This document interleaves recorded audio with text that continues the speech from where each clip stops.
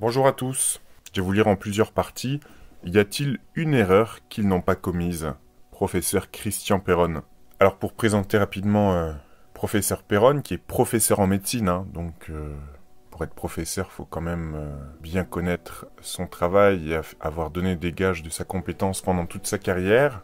Donc ceux qui essayent de le faire passer pour un complotiste, tout en le mettant sur le banc de touche, il me semble évident qu'ils essayent de le faire taire parce qu'il dit la vérité. Professeur Perron a passé une dizaine d'années à travailler pour l'Organisation mondiale de la santé comme spécialiste en infectiologie, maladies tropicales, et pour la gestion des crises. Donc il connaît tout ça très bien. Introduction. J'aurais aimé ne pas écrire ce livre sur la crise du coronavirus, responsable du Covid-19. J'aurais aimé ne pas entendre des idées partielles et partiales du conseil scientifique. J'aurais aimé ne pas assister aux dissimulations et aux atermoiements du gouvernement. Et j'aurais préféré des actes. Mais les choses ne se sont pas passées ainsi. Face à la plus grande pandémie de ce siècle, nos dirigeants ont au début constamment sous-estimé la menace. La ministre de la Santé a alerté le pouvoir, a observé, a attendu, puis a disparu. Elle a juste oublié de prévenir les Français. Elle et son successeur n'ont pas agi avec la détermination qui aurait été nécessaire. Face à cette crise sans précédent, les autorités nous ont répété longtemps que le système hospitalier français était prêt. Ce sont les mêmes qui le mettaient méthodiquement à genoux depuis des années. Ils n'ont pas écouté les retours de la majorité des médecins, des soignants, qui protestaient contre cet aveuglement. Face à un virus mortel, l'État nous a dit aussi qu'on allait avoir le matériel pour se protéger. Malgré les témoignages glaçants des médecins et des pharmaciens qui affirmaient qu'ils n'avaient rien reçu. Et qu'ils ne voyaient rien arriver non plus. Eux aussi attendaient, mais contrairement à nos dirigeants, ils attendaient dans l'angoisse.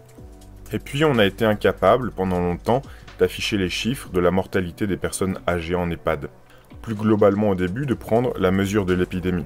On a masqué les pénuries de tout.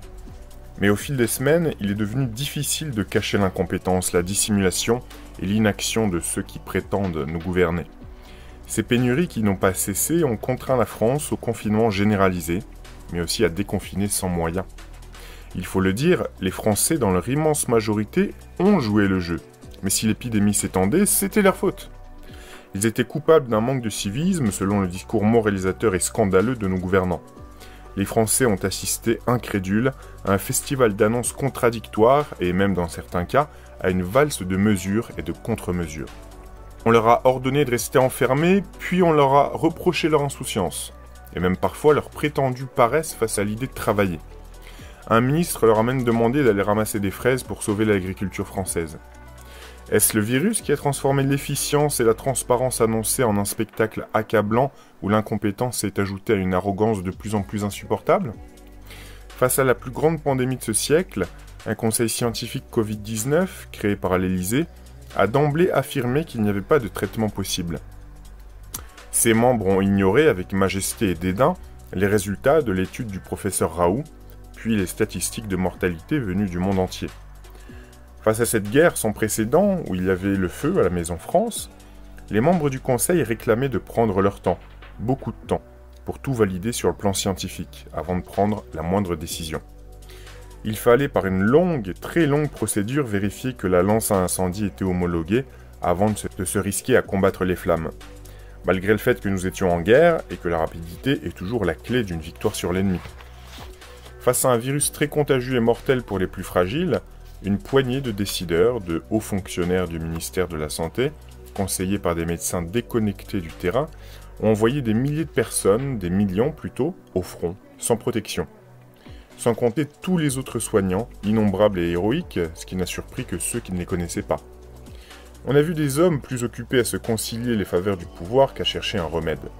Et on a vu aussi qu'ils se croyaient infaillibles et restaient sourds aux suggestions de leurs collègues. Un crime de lèse-majesté.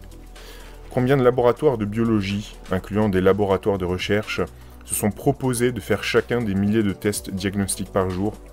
Mais contrairement à l'Allemagne, qui grâce à cette mobilisation des biologistes a pu réaliser des millions de tests, on les a ignorés.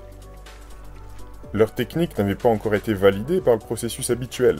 Cerise sur le gâteau, il faudrait aussi mentionner les nombreux conflits d'intérêts qui pourraient exister avec l'industrie pharmaceutique. Ces décideurs devaient avoir le cœur bien accroché pour dire pendant des mois « on attend, on attend », pendant que des centaines de Français décédaient tous les jours, notamment nos aînés, dans les EHPAD. La crise du coronavirus a plus durement touché la France que d'autres pays, parce qu'elle était gérée par des personnes, certes bouffies de certitude, mais n'ayant pour la plupart aucune expérience de la gestion de crise sanitaire. Alors qu'il fallait se mettre dans une logique de médecine de guerre, où chaque jour compte, elles ont poursuivi leur train-train quotidien comme si de rien n'était. Nos dirigeants nous ont à plusieurs reprises fait la leçon, en disant que c'était facile de critiquer a posteriori et de donner des conseils déplacés quand c'était trop tard. Pour ma part, je ne me considère pas comme un combattant de la troisième mi-temps, quand tout est terminé. J'ai toujours tenu le même discours depuis le début de la crise, et contrairement à certains, n'en ai pas changé en cours de route. Il est vrai que j'avais 15 ans d'expérience de la gestion de crise sanitaire auprès du ministère, et reste fier du travail accompli. Le plus dur pour moi pendant la vague pandémique a été de prêcher dans le vide. Combien de morts auraient pu être évitées? Mais défaut bien français, le dogmatisme l'a emporté sur le pragmatisme. Heureusement, ça n'a pas été le cas dans beaucoup de pays. Les Gaulois réfractaires se souviendront de ceux qui les ont abandonnés dans la tempête. Même épuisés, nous nous relevons aujourd'hui. Nous n'attendrons pas que la poussière retombe, comme l'a si souvent demandé, sans honte, le président de la République. Car la politique, l'ont-ils oublié, est en liberté surveillée. La France attend des explications et certains devront rendre des comptes devant l'histoire. Scandale 1. Zut, on est en pénurie de masques. La terrible crise sanitaire que nous avons traversée a été un formidable révélateur de ce qu'est réellement le pouvoir. Et notre président. Celui-ci n'a pas attendu pour mettre en cause ses prédécesseurs, les blâmant, sans aller cependant jusqu'à les nommer pour leur imprévoyance. C'est du moins ainsi qu'il a présenté la situation. Franchement, s'en prendre à eux pour détourner l'attention, ça ne se fait pas. À partir de 2011, il était considéré que nous n'avions plus besoin de stock de masques, nous rapporte la porte-parole du gouvernement, Sibeth Ndiaye, le 20 mars de cette année, à raison. On a en effet à cette époque 1 milliard de masques qu'on bazarde. Le président d'alors étant Nicolas Sarkozy, notre colère ne doit pas se tromper de destinataire. Or, je relis l'avis du Haut Conseil de la Santé publique, HCSP, sur la manière de gérer les stocks de masques. Avis relatif à la stratégie à adopter concernant le stock état de masques respiratoires. Cet avis, je l'avais signé en tant que président de la commission maladies transmissibles du HCSP le 1er juillet 2011. Je n'ai pas à rougir de ce texte. Tout y était prévu, avec des recommandations précises pour l'État. Si nos autorités l'avaient suivi, on aurait limité la débâcle. En 2013, c'est François Hollande qui est président. Il décide de ne pas renouveler le stock de masques français. Marisol Touraine, ministre de la Santé du moment, ne scie pas. Jérôme Salomon ne prend pas non plus fourche ou flambeau pour acculer le chef de l'État d'alors à commander des masques. Et il est conseiller en charge de la sécurité sanitaire au sein du ministère de la Santé. Il sait de quoi il parle tout de même. Et à ce moment-là, il nous dit clairement qu'on n'a pas besoin de masques. Alors ce Jérôme Salomon, il faudrait se pencher davantage sur lui, il va nous intéresser parce qu'on a vraiment l'impression, dans le récit là, qu'à plusieurs reprises, il prend des décisions qui sont contraires à ce qui devrait être fait. Donc, est-ce qu'il en sait plus sur le réel objectif de cette pandémie que d'autres? On va étudier ça, on va continuer. Dans le même temps, Jérôme Salomon prévient le candidat Macron que la France n'est pas prête à faire face à une urgence sanitaire, notamment une épidémie. C'est en tout cas ce que rapportent les Macron Leaks, ces notes confidentielles envoyées à la garde rapprochée du futur président et obtenues par le piratage des messageries de plusieurs dirigeants de l'AREM, La République En Marche. Alors évidemment, là, ça peut jeter le trouble. On se dit qu'Emmanuel Macron, maintenant devenu chef d'État, passera tout de suite commande de masques pour son peuple, au cas où on en ait besoin. Comme dans le cas des dernières épidémies auxquelles on a dû faire face, grippe pandémique H1N1, SRAS, Ebola, sauf qu'il n'a pas le temps. Depuis qu'il est à l'Élysée, il est en pleine tempête.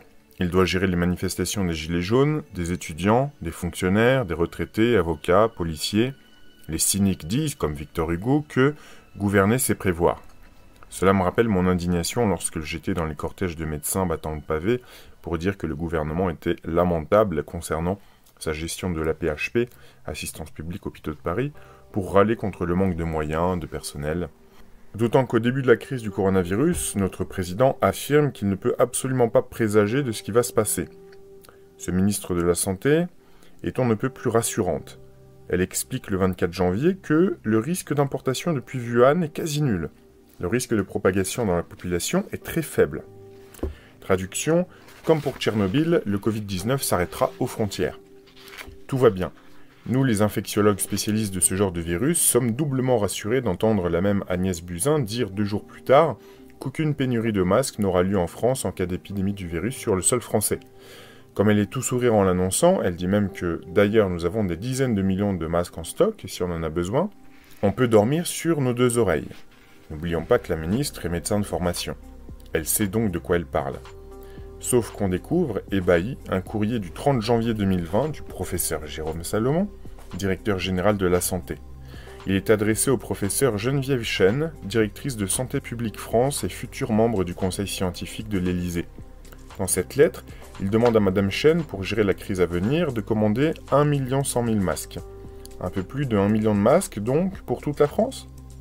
Malades, soignants, professions exposées, même population générale ? En pleine crise majeure ? Ça ne fait pas lourd. Et je ne compte même pas les départements et territoires d'outre-mer. Un nombre ridicule donc, alors que les stocks sont au plus bas. Et pour couronner le tout avec 40 jours de retard. Jérôme Salomon, en expert de santé publique, n'a semble-t-il pas bien compris que la quarantaine, ça ne s'appliquait pas aux décisions. Avant de nous quitter, le ministre de la Santé Agnès Buzyn prend 2 mesures phares, confirmées par son successeur Olivier Véran, quand il arrive le 17 février. Il envoie à l'étranger les derniers masques qui nous restent, c'est déjà très fort. Mais c'est encore plus fort, il ramène le virus en France à bord des avions de l'armée de l'air. C'est l'un des aspects les plus méconnus de la crise sanitaire qui nous a frappés. Un communiqué du Quai d'Orsay annonce en effet qu'un Airbus A390, affrété par la France, a bien envoyé en Chine 17 tonnes de matériel médical. Quelques jours plus tard, on apprend notamment dans un article du Point, en date du 29 février, que le foyer épidémique de l'Oise est parti de la base aérienne de Creil. Parce que les dizaines de personnes, militaires et civiles, qui ont participé au rapatriement des Français vivant à Wuhan, n'ont pas été confinés après leur retour. Je ne leur en veux pas, ils n'ont fait que leur boulot, et dans des conditions difficiles. Mais qui a conseillé les militaires sur les mesures à prendre ? Le ministère des Armées a pourtant publié le 16 mars un communiqué catégorique démentant en bloc, je cite, tout lien avec ce vol Wuhan-Paris et la transmission du coronavirus dans l'Oise. Fort bien. Mais alors pourquoi l'un des premiers et plus gros foyers épidémiques apparus sur notre territoire, dans l'Oise, est-il apparemment parti de la base aérienne de Creil ? Masque contre virus ? Une belle opération d'import-export ? Là où je commence à me poser des questions, c'est quand je vois qu'Agnès Buzyn quitte le navire au moment où le Covid-19 s'immisce chez nous, pour aller parler trottinette à Paris. Et qu'enfin j'entends la porte-parole du gouvernement, Sibeth Ndiaye, déclarer à l'issue du Conseil des ministres le 17 mars « Les Français ne pourront pas acheter de masques dans les pharmacies car ce n'est pas nécessaire si l'on n'est pas malade. Les masques, ce n'est pas nécessaire si l'on n'est pas malade. » Certes, elle n'a pas fait médecine. Mais faut-il être médecin pour deviner qu'une personne qui tousse, l'un des symptômes phares du coronavirus, va aller voir son pharmacien ou son docteur ? Que le malade va de fait contaminer le professionnel ? Alors bien sûr, d'aucuns diront que l'entendre annoncer que les masques ne sont pas nécessaires, alors que des grappes entières de médecins, chercheurs, professeurs du service public s'indignent tous les soirs au JT, expliquant qu'il en faut des tonnes, et vite, peut donner envie de la juger irresponsable, au moins d'être tenté de douter de sa compétence. Sauf que ce sont les Français, paraît-il, les grands responsables. Et c'est pour ça qu'ils n'auront pas de masques. Parce qu'ils ne sauraient pas comment les mettre, comme le dit toujours inspiré la porte-parole du gouvernement qui ne cesse de nous étonner. Je cite « Je pourrais dire, je suis une ministre, je me mets un masque, mais en fait, je ne sais pas l'utiliser. Parce que l'utilisation d'un masque, ce sont des gestes techniques précis, sinon, on se gratte le nez sous le masque, on a du virus sur les mains, on en a une utilisation qui n'est pas bonne, et cela peut être contre-productif », dit-elle le 20 mars sur BFM TV. La plupart des personnels de santé savent mettre un masque depuis longtemps. Mais sans doute pas les Français, dites-vous ? Non, si bête. Les Français ne sont pas si bêtes.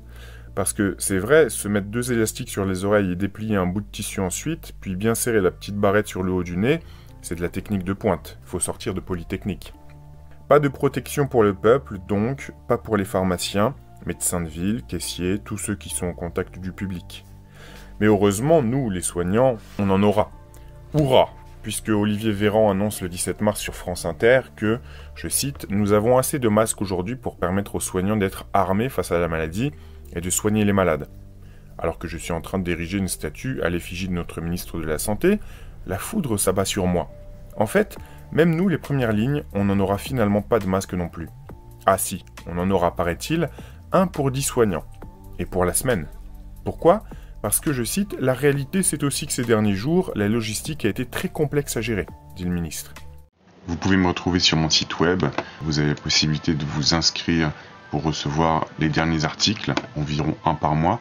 Il y a aussi mon Patreon, sur lequel il y a 665 publications, dont beaucoup d'anciennes vidéos, parce que sur ma chaîne secondaire, même en remettant régulièrement, il n'y en a que 233 sur 1200, je vous le rappelle. Donc, vous avez peut-être remarqué que seuls les liens qui sont dans cette vidéo de la présentation de ma chaîne, sur l'accueil, sont cliquables.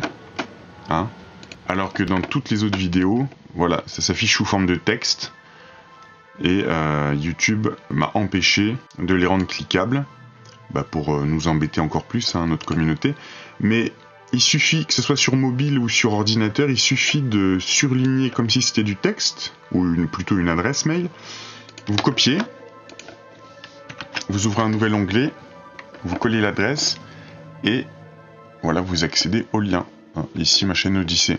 Alors, le site web, donc, vous avez des articles que je fais. Ici, par exemple, un extrait du livre de Pierre Mariel. Vous avez aussi des audiobooks en ligne, donc qui sont archivés sur archive.org, mais que vous pouvez lire directement sur le site. Et les articles, en fait, ils ne sont bien sûr pas tous inclus dans le menu qui est ici. Si vous cliquez sur la rubrique articles, alors vous avez les derniers qui apparaissent, mais vous pouvez surtout taper un mot-clé tout en haut, par exemple MK Ultra, et là vous avez tous les articles qui parlent de près ou de loin de MK Ultra. Par rapport au QR code que je mets dans certaines vidéos, eh bien vous avez bien compris que c'est pour pallier au fait que la plateforme m'interdise de mettre des liens cliquables. On ne sait pas pourquoi d'ailleurs, on aimerait bien leur demander la raison, mais bon, on s'en doute. Donc je les mets parce que c'est intéressant un QR code, enfin c'est comme un code barre, un code barre ça existe depuis 45 ans. Je comprends qu'on soit allergique au QR code, mais ici ça redirige simplement vers une référence, donc en l'occurrence un lien, et c'est la seule façon que j'ai de vous mettre comme un lien cliquable, puisque avec votre smartphone vous pouvez scanner le code et accéder donc à la page qui est concernée. Moi non plus j'aime pas ça les QR codes, mais faut être smart, faut être malin, parce que les plateformes nous bloquent de plus en plus, donc c'est un moyen visuel pour vous en fait d'accéder à un lien, tout simplement. La présidente de la région Bourgogne-Franche-Comté, elle, a été plus prudente que le gouvernement. Elle a commandé 2 millions de masques en Chine pour les maisons de retraite de sa région. À peine l'avion atterrit début avril, la cargaison de masques est détournée sur le tarmac par l'État. Véridique. Il est vrai que quelques jours auparavant, on a assisté à des détournements de commandes de masques par certains pays. La Chine, ou plus précisément 2 associations caritatives de Chine, proposent d'envoyer 1 million de masques à la France. On attend, mais on ne voit rien venir. Et les masques n'arrivent pas. L'avion a disparu des radars. Qu'à cela ne tienne, les Chinois décident d'en envoyer un autre. Le détournement le plus spectaculaire est filmé sur un aéroport chinois. 2 avions remplis de masques s'apprêtent à décoller pour la France. Des émissaires américains arrivent à l'aéroport avec des valises d'argent liquide et raflent le stock. La cargaison va aux États-Unis. On se croirait au Far West. Ce n'est pas grave, Olivier Véran a encore de bonnes paroles en réserve. Il parvient à dégoter des masques en France. Patatras, ils sont revendus au marché noir. Heureusement, Christophe Castaner intervient. Une cellule interministérielle de crise se monte à Beauvau. Et en moins de temps qu'il ne faut pour le dire, fini le trafic. La police française met la main sur 40 000 masques, périmés, puis 15 000 autres les jours qui suivent. Je suis dans mon service quand j'apprends ça. Je me joins à la danse de la joie, si j'ose dire, qu'entament les soignants dans tous les hôpitaux et les maisons de retraite, EHPAD, ainsi bien sûr que les généralistes et les soignants de ville. Grâce à ça, on va au moins tenir 2 jours. Le plus tragique, ce serait comique en des circonstances moins dramatiques, c'est que Jean-Yves Le Drian, notre ministre des Affaires étrangères, annonce fièrement à la télé que des millions de masques ont été commandés et qu'ils arriveront, tenez-vous bien, en juin. Oui, en juin, c'est-à-dire quand la première vague épidémique sera derrière nous. Dormez, braves gens, on vous protège. Trêve d'ironie, le gouvernement sur la gestion de masques n'a pas été lamentable, il a été bien plus que ça. Non seulement il n'a pas protégé ses soldats sur la ligne de front, les soignants, mais il a méprisé toutes les professions qui étaient aussi exposées à l'infection au coronavirus.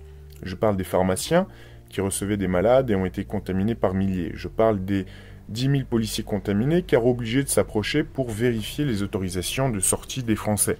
Et je n'oublie pas les éboueurs chargés de ramasser nos poubelles, les caissiers et autres personnels d'entrepôt, les hommes et femmes de ménage des hôpitaux, les journalistes disséminés dans les services Covid-19 pour couvrir l'actualité, les services funéraires, les laborantins à qui l'État a transmis la mission de dépistage. Je n'oublie pas non plus les routiers, ceux qui approvisionnent la France en nourriture ou en oxygène, entre autres. Tous ces corps de métier, au cœur de la plus grande crise sanitaire de ce siècle, étaient en première ligne, sans protection. Pendant ce temps, dans de nombreux pays, y compris en Europe, on distribue gratuitement des masques à l'entrée des transports en commun. Il me semble qu'il était temps, puisque ce gouvernement nous a laissés sans masque, de démasquer leur incompétence à eux. Scandale 2. Oh, surprise! On n'a pas assez de tests non plus. Que va-t-il dire? Comme souvent, pas grand-chose. 24 mars, journal télévisé de 20h sur TF1, face à face tendu entre Gilles Boudot et le professeur Jean-François Delfrécy, président du conseil scientifique numéro 1 d'Emmanuel Macron donc, pour gérer cette crise. Je cite, question coup de poing du présentateur, « Professeur Delfrécy, une question que se posent des milliers de Français. Si vous aviez vous-même tous les moyens du monde, tout l'or du monde, est-ce que vous prendriez la décision de tester un maximum de Français ou pas ?» Ce spécialiste de l'immunologie a une réaction surprenante, je cite, « La réponse est probablement oui, dit-il. Quelques secondes passent, il ajoute, « Cela permettrait d'avoir une meilleure idée de ce qui se passe, ça permettrait de savoir exactement ce qui se passe. » Nous voilà rassurés, car ce qu'il dit en fait, c'est qu'il serait probablement mieux de dépister l'ensemble des Français. L'interview se poursuit, et je n'entends pas la suite tellement je tape du front sur la table. Depuis janvier, l'Organisation mondiale de la santé demande à tous les pays de tester en masse. Le 16 mars, le directeur général de l'OMS craque carrément sur son compte Twitter « Nous avons un message simple à tous les pays. Tester, tester, tester. » L'Allemagne a écouté, la Corée, Israël, le Portugal, la planète en entier fait des dépistages. Mais pas la France, ou plus exactement, pas celui qui nous traite de Gaulois réfractaires, notre cher président. Résultat, mi-mars, alors qu'on peut dire sans prendre trop de risques que le coronavirus a très largement élu domicile dans nos foyers, on réalise 4000 tests par jour, tranquillement. Pour information, la Corée et l'Allemagne en font, eux, 20 000. Et ils comptent leurs morts sur leurs doigts. Nous, on en est déjà à 3500 victimes. Pourquoi la France ne suit-elle pas les recommandations de l'OMS, les supplications des chefs de service de tous ces hôpitaux depuis 2 mois? Parce que l'État choisit une autre stratégie. Frapper au coin du bon sens, ou frapper tout court. Celle que nous affiche notre ministre de la Santé, je cite, « J'ai demandé à ce qu'on teste tous les malades en réanimation qui ont des troubles respiratoires ou une fièvre inexpliquée. Et c'est ainsi d'ailleurs qu'on a diagnostiqué un certain nombre de cas graves, déclare-t-il le 9 mars sur BFM TV. Cette décision se comprend au tout début. Quand on ne connaît pas un virus, on ne peut évidemment pas le diagnostiquer. Donc on le teste sur les patients les plus atteints. Mais par la suite, quand il est reconnu, décider de continuer à ne tester que les malades les plus graves, pas les autres, pas ceux qui seront demain, puisque on ne les teste justement pas, peut-être, en réanimation. Tant de capacité d'adaptation me laisse pantois. J'arpente mon service, devenu entièrement service Covid-19, comme va bientôt le devenir l'ensemble du bâtiment, et rassure mes équipes, aussi blanches que leur blouse. Je leur dis qu'ils ne doivent pas s'inquiéter. Et même si à ce moment-là, je n'emmène pas large, je leur affirme que le gouvernement va forcément finir par tester plus largement. Et les faits me donnent raison. Les tests ne sont plus dévolus qu'aux mourants. Le prince Albert II de Monaco, la secrétaire d'État Brune Poirson, le ministre de la Culture Franck Riester, le président des Républicains Christian Jacob, Valérie Boyer, députée des Bouches-du-Rhône, le député Guy Tessier, Martine Vassal, la présidente LR du conseil départemental des Bouches-du-Rhône et de la métropole Aix-Marseille, Jean-Luc Reitzer, député du Haut-Rhin, et Christian Estrosi, maire de Nice, sont testés. Positifs les pauvres, mais testés eux. Idem pour la ministre de la Justice, Nicole Belloubet, et Michel Barnier, ex-ministre aujourd'hui en charge pour l'Union européenne, des négociations liées au Brexit. Je me réjouis de lire son tweet du 19 mars. « Je tiens à vous informer que j'ai été testé positif. Je vais bien, le moral est bon. Je suis naturellement toutes les instructions, tout comme mon équipe. Mon message à tous ceux qui sont touchés, ou actuellement isolés, nous nous en sortirons ensemble. » En mangeant un morceau sur le pouce, comme tous mes collaborateurs depuis que les services sont en surchauffe, je me dis que la crise du coronavirus n'aura pas été que sanitaire, mais sociétale aussi. Elle révèle ouvertement les différences de traitement entre puissants et misérables. Communiquer sur les tests dont eux ont pu bénéficier peut choquer et être perçu comme un privilège de classe. C'est vrai que c'est toujours plus grave pour la troisième classe du Titanic que pour ceux qui ont accès aux canaux, dit Raphaël Enthoven très justement dans l'émission spéciale coronavirus de Zemmour et Nolo du 25 mars sur Paris Première. Mais j'en veux plus encore à ceux qui sont à la manœuvre aujourd'hui. Pour s'être fait dépister et souvent hospitalisés aussi, sans aucun symptôme grave, à titre préventif en clair, pendant qu'ils claironnent à la populace que pour eux se laver les mains et prendre du Doliprane suffira. Oui, je leur en veux pour cela. Mais ce n'est rien à côté de ceci. Je cite, « Tester tous les patients présentant des symptômes conduirait à saturer la filière de dépistage. » C'est ce qu'on peut lire mi-février sur le site du gouvernement. Un seul mot me vient alors à l'esprit. Menteur.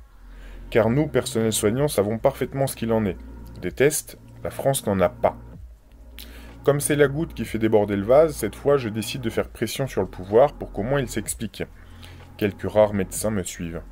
On court les plateaux télé, on écrit dans les colonnes des journaux qui nous le proposent, on répond au micro des radios, même si on est lessivé comme jamais. Même si on n'a pas toujours eu le temps de se reposer ou de boire un seul café de la journée. Est-ce cette pression qui a raison du mensonge d'État? Je n'en sais rien et je m'en moque. Du moment que le but est atteint, les faire avouer. Qu'ils ont géré les stocks de tests comme ils l'ont fait pour les masques, piteusement. Le directeur du conseil scientifique finit par le confesser. Évidemment pas en ces termes, en esquivant aussi, comme d'habitude. Interviewé par La Croix, le professeur Jean-François Delfrécy dit enfin « Des produits nécessaires pour faire des tests n'arrivent plus en nombre suffisant de Chine ou des États-Unis. » Il réitère ses propos dans le JT de TF1 du 24 mars. Pourquoi y a-t-il une limitation dans les tests? Je dirais parce qu'il y a une limitation dans le réactif. Concède-t-il la voix mal assurée. Le regard est également baissé quand il déclare ça. Ça me rend triste de voir les conseillers totalement dépassés et démunis devant l'ampleur du manque de tout et incapables de gérer la crise. Pourquoi aucun ne tape du poing sur la table? Pourquoi aucun ne dit qu'il faut s'asseoir sur les normes et les processus d'évaluation habituels? Qu'il faut passer à la vitesse supérieure? Orgueil? Excès de confiance en soi? Ou bien serait-il aveuglé par les sirènes du pouvoir? Peu importe. L'Observatoire de la transparence dans les politiques du médicament rejoint l'armée des indignés. Oui, la Chine et l'Amérique produisent 90% des produits nécessaires pour faire des tests. Mais, dit l'Observatoire, des leaders du marché du diagnostic existent en France. Leurs unités de production doivent être réquisitionnées pour permettre de produire les tests dont nous avons besoin. Visiblement, Emmanuel Macron n'a pas pensé à ça. Mais maintenant qu'il le sait, nul doute qu'il va réveiller les usines françaises au clairon. Pas du tout. Rien ne se passe pendant des jours, et le funèbre bilan quotidien ne cesse de s'alourdir. Début avril, la France passe la barre des 10 000 morts. Du coup, c'est au tour de l'Académie nationale de médecine de se faire entendre. Elle enjoint au gouvernement d'élargir la liste des laboratoires agréés pour le diagnostic du coronavirus, je cite, « vers des établissements ayant la capacité de réaliser les tests dans les mêmes conditions de biosécurité, laboratoires de génétique, de recherche, etc. » Des procédures de bonne pratique devraient être mises en place et contrôlées sur l'ensemble du territoire de façon coordonnée, dit-elle sur son site le 25 mars. En plus des 120 laboratoires de biologie médicale, on ajouterait donc les laboratoires de ville, départementaux, de recherche, de gendarmerie, de police et vétérinaires. Seuls ces derniers s'expriment sur le sujet à ce moment-là. Mais ce qu'ils disent peut complètement changer la donne. C'est bien plus qu'une lueur d'espoir. Ça me revigore et redonne le moral aux soignants de mon hôpital. On n'est plus seul au combat. Ils affirment pouvoir réaliser jusqu'à 300 000 tests par semaine, parce qu'ils ont tout ce qu'il faut pour cela, machines et réactifs. Les officines dentaires ne sont pas équipées pour faire les tests, elles n'ont pas les appareils adéquats, mais les chirurgiens dentistes sont capables de faire des prélèvements. Il y a 42 000 chirurgiens dentistes à la louche en France. En mettant aussi à l'ouvrage tous les hommes compétents, ça pourrait aller infiniment plus vite. Je regarde le JT le soir même. Je suis sûr qu'Olivier Véran va prendre l'antenne pour annoncer l'œil humide que l'unité nationale est en marche, qu'il est bouleversé par tous ces hommes, ces femmes, qui mettent leur entreprise et compétences au service de la vie humaine. J'écoute les titres, souriant. Aucune allocution du ministre de la Santé n'est annoncée. Je n'en suis pas plus étonné que ça. Je parie qu'il veut nous faire la surprise. Je suis debout, le visage en l'air. Je fixe l'écran. Je visionne les sujets du journal, finis par m'asseoir au bout de 25 minutes d'attente. Mon sourire commence à sérieusement s'estomper. Il disparaît complètement quand la jolie Anne-Sophie Lapix annonce « Et tout de suite, la météo ». Je mets, je ne vais pas le cacher, un petit moment avant de sortir de ma torpeur. Avant d'appeler des chercheurs dans leur laboratoire et de leur demander ce qui se passe. Pourquoi le ministre de la Santé n'annonce rien? Ils sont comme moi stupéfaits. On se dit et on se répète à foison, comme pour s'en convaincre, que le gouvernement doit prendre le temps de faire les choses correctement cette fois. Qu'ils tiendront salon quand tout sera calé. Dans les jours qui viennent, vu l'urgence quand même. Mais non. À l'inverse de l'Allemagne qui a conseillé dès le début de l'épidémie à tous les labos de produire leurs propres tests, selon des recommandations qui leur ont été fournies. En France, consigne est donnée, tout doit être parfaitement validé et certifié avant d'être utilisé. On va se prendre plusieurs mois dans les dents avec eux, on commence à être habitué. Ainsi, si incroyable que cela puisse paraître, le gouvernement refuse. Oui, il refuse l'aide à l'effort de guerre. Seuls les laboratoires de biologie médicale sont autorisés à effectuer les tests. Pas les autres. Et ça restera comme ça. Un point c'est tout. Justification, l'administratif, la réglementation. Les laboratoires vétérinaires sont soldats volontaires depuis le 13 mars. Et notre président de la République dit « Non merci, ça va aller les gars, rangez vos éprouvettes ». N'est-ce pas le même homme qui a appelé à la mobilisation générale le 12 mars? Le même qui a répété 6 fois « Nous sommes en guerre » dans son allocation du 16 mars, posture gaulienne qui était censée nous rappeler le jour de l'appel du 18 juin 40. N'est-ce pas son gouvernement qui fait passer 3 décrets au bas mot par jour depuis le début de la crise du Covid-19? Mais là, il ne peut pas en pondre un, vital? C'est ce qu'il dit, ou plutôt ce qu'il ne dit pas. Le ministre de la Santé est injoignable, comme par hasard. Et ces services, qui ont plus de mal à échapper aux coups de fil emportés des directeurs de laboratoires départementaux, refusent de répondre à la moindre question sur le sujet. Édouard Philippe décide de voler au secours de ses troupes, et se justifie ainsi « C'est à l'étude, nous avons des normes réglementaires à respecter ». Effarante réponse que cette formule sibylline. On étudie, puis on attend encore et encore, alors que des Français tombent par centaines, chaque jour.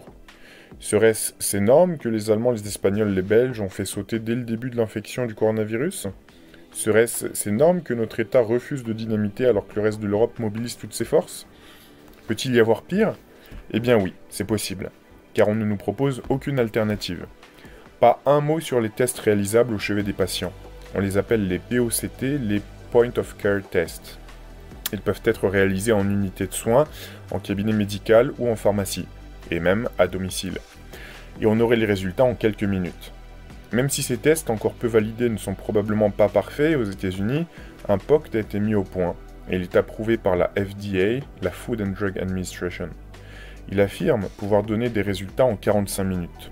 On apprendra plus tard que des tests donneront des conclusions en moins d'un quart d'heure. Pas un mot sur cela.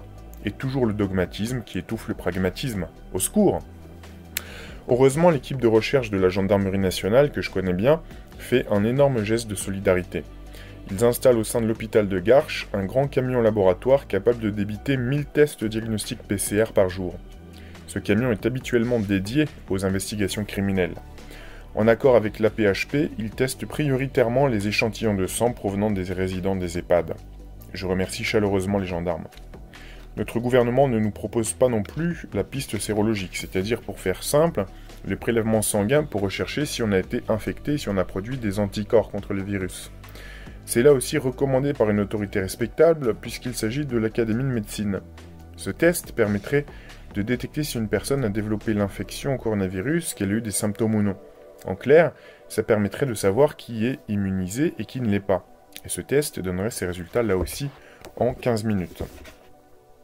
Alors, petite parenthèse, rappelez-vous que le livre date de juin 2020. Nos dirigeants disent qu'il est à l'étude, sans indiquer combien de temps l'étude prendra, comme d'habitude. Je précise pour ma part que cette technique est utilisée pour de nombreuses autres maladies depuis la nuit des temps, qu'elle peut être réalisée dans n'importe quel laboratoire d'analyse, et qu'elle est automatisable. Mais tout est visiblement très compliqué à mettre en place pour ce gouvernement. On étudie, puis on attend, on attend, on attend. Tout doit être prouvé et certifié. Nous voilà rassurés, ce sont des décideurs réactifs. Enfin, il y a un autre test éligible, celui sur bandelette. Une goutte de sang prise au bout du doigt et posée sur la dite bandelette. 15 minutes après, on sait si le coronavirus est passé par là. C'est une société bretonne, NG Biotech, qui a mis ce dépistage au point. Il a obtenu le marquage CE, norme européenne, et a été validé cliniquement. Le patron de l'entreprise a l'oreille de tous les médias dès le jour de l'annonce de l'existence de ce test, y compris hors de nos frontières. Et il reçoit 250 000 € de la région Bretagne pour booster sa production. Le ministère des Armées passe une grosse commande de tests, nous dit-on. Impossible cependant d'avoir des chiffres. De son côté, Olivier Véran est beaucoup plus précis. Lors de sa conférence de presse du 4 avril, le ministre de la Santé annonce que la France a déjà passé commande pour 5 millions de tests rapides. De quoi se dire que ça y est, le gouvernement a été frappé par une lueur de réactivité et de bon sens. Jusqu'à ce qu'on entende que les tests arriveront prochainement. Et comme d'habitude, on attend.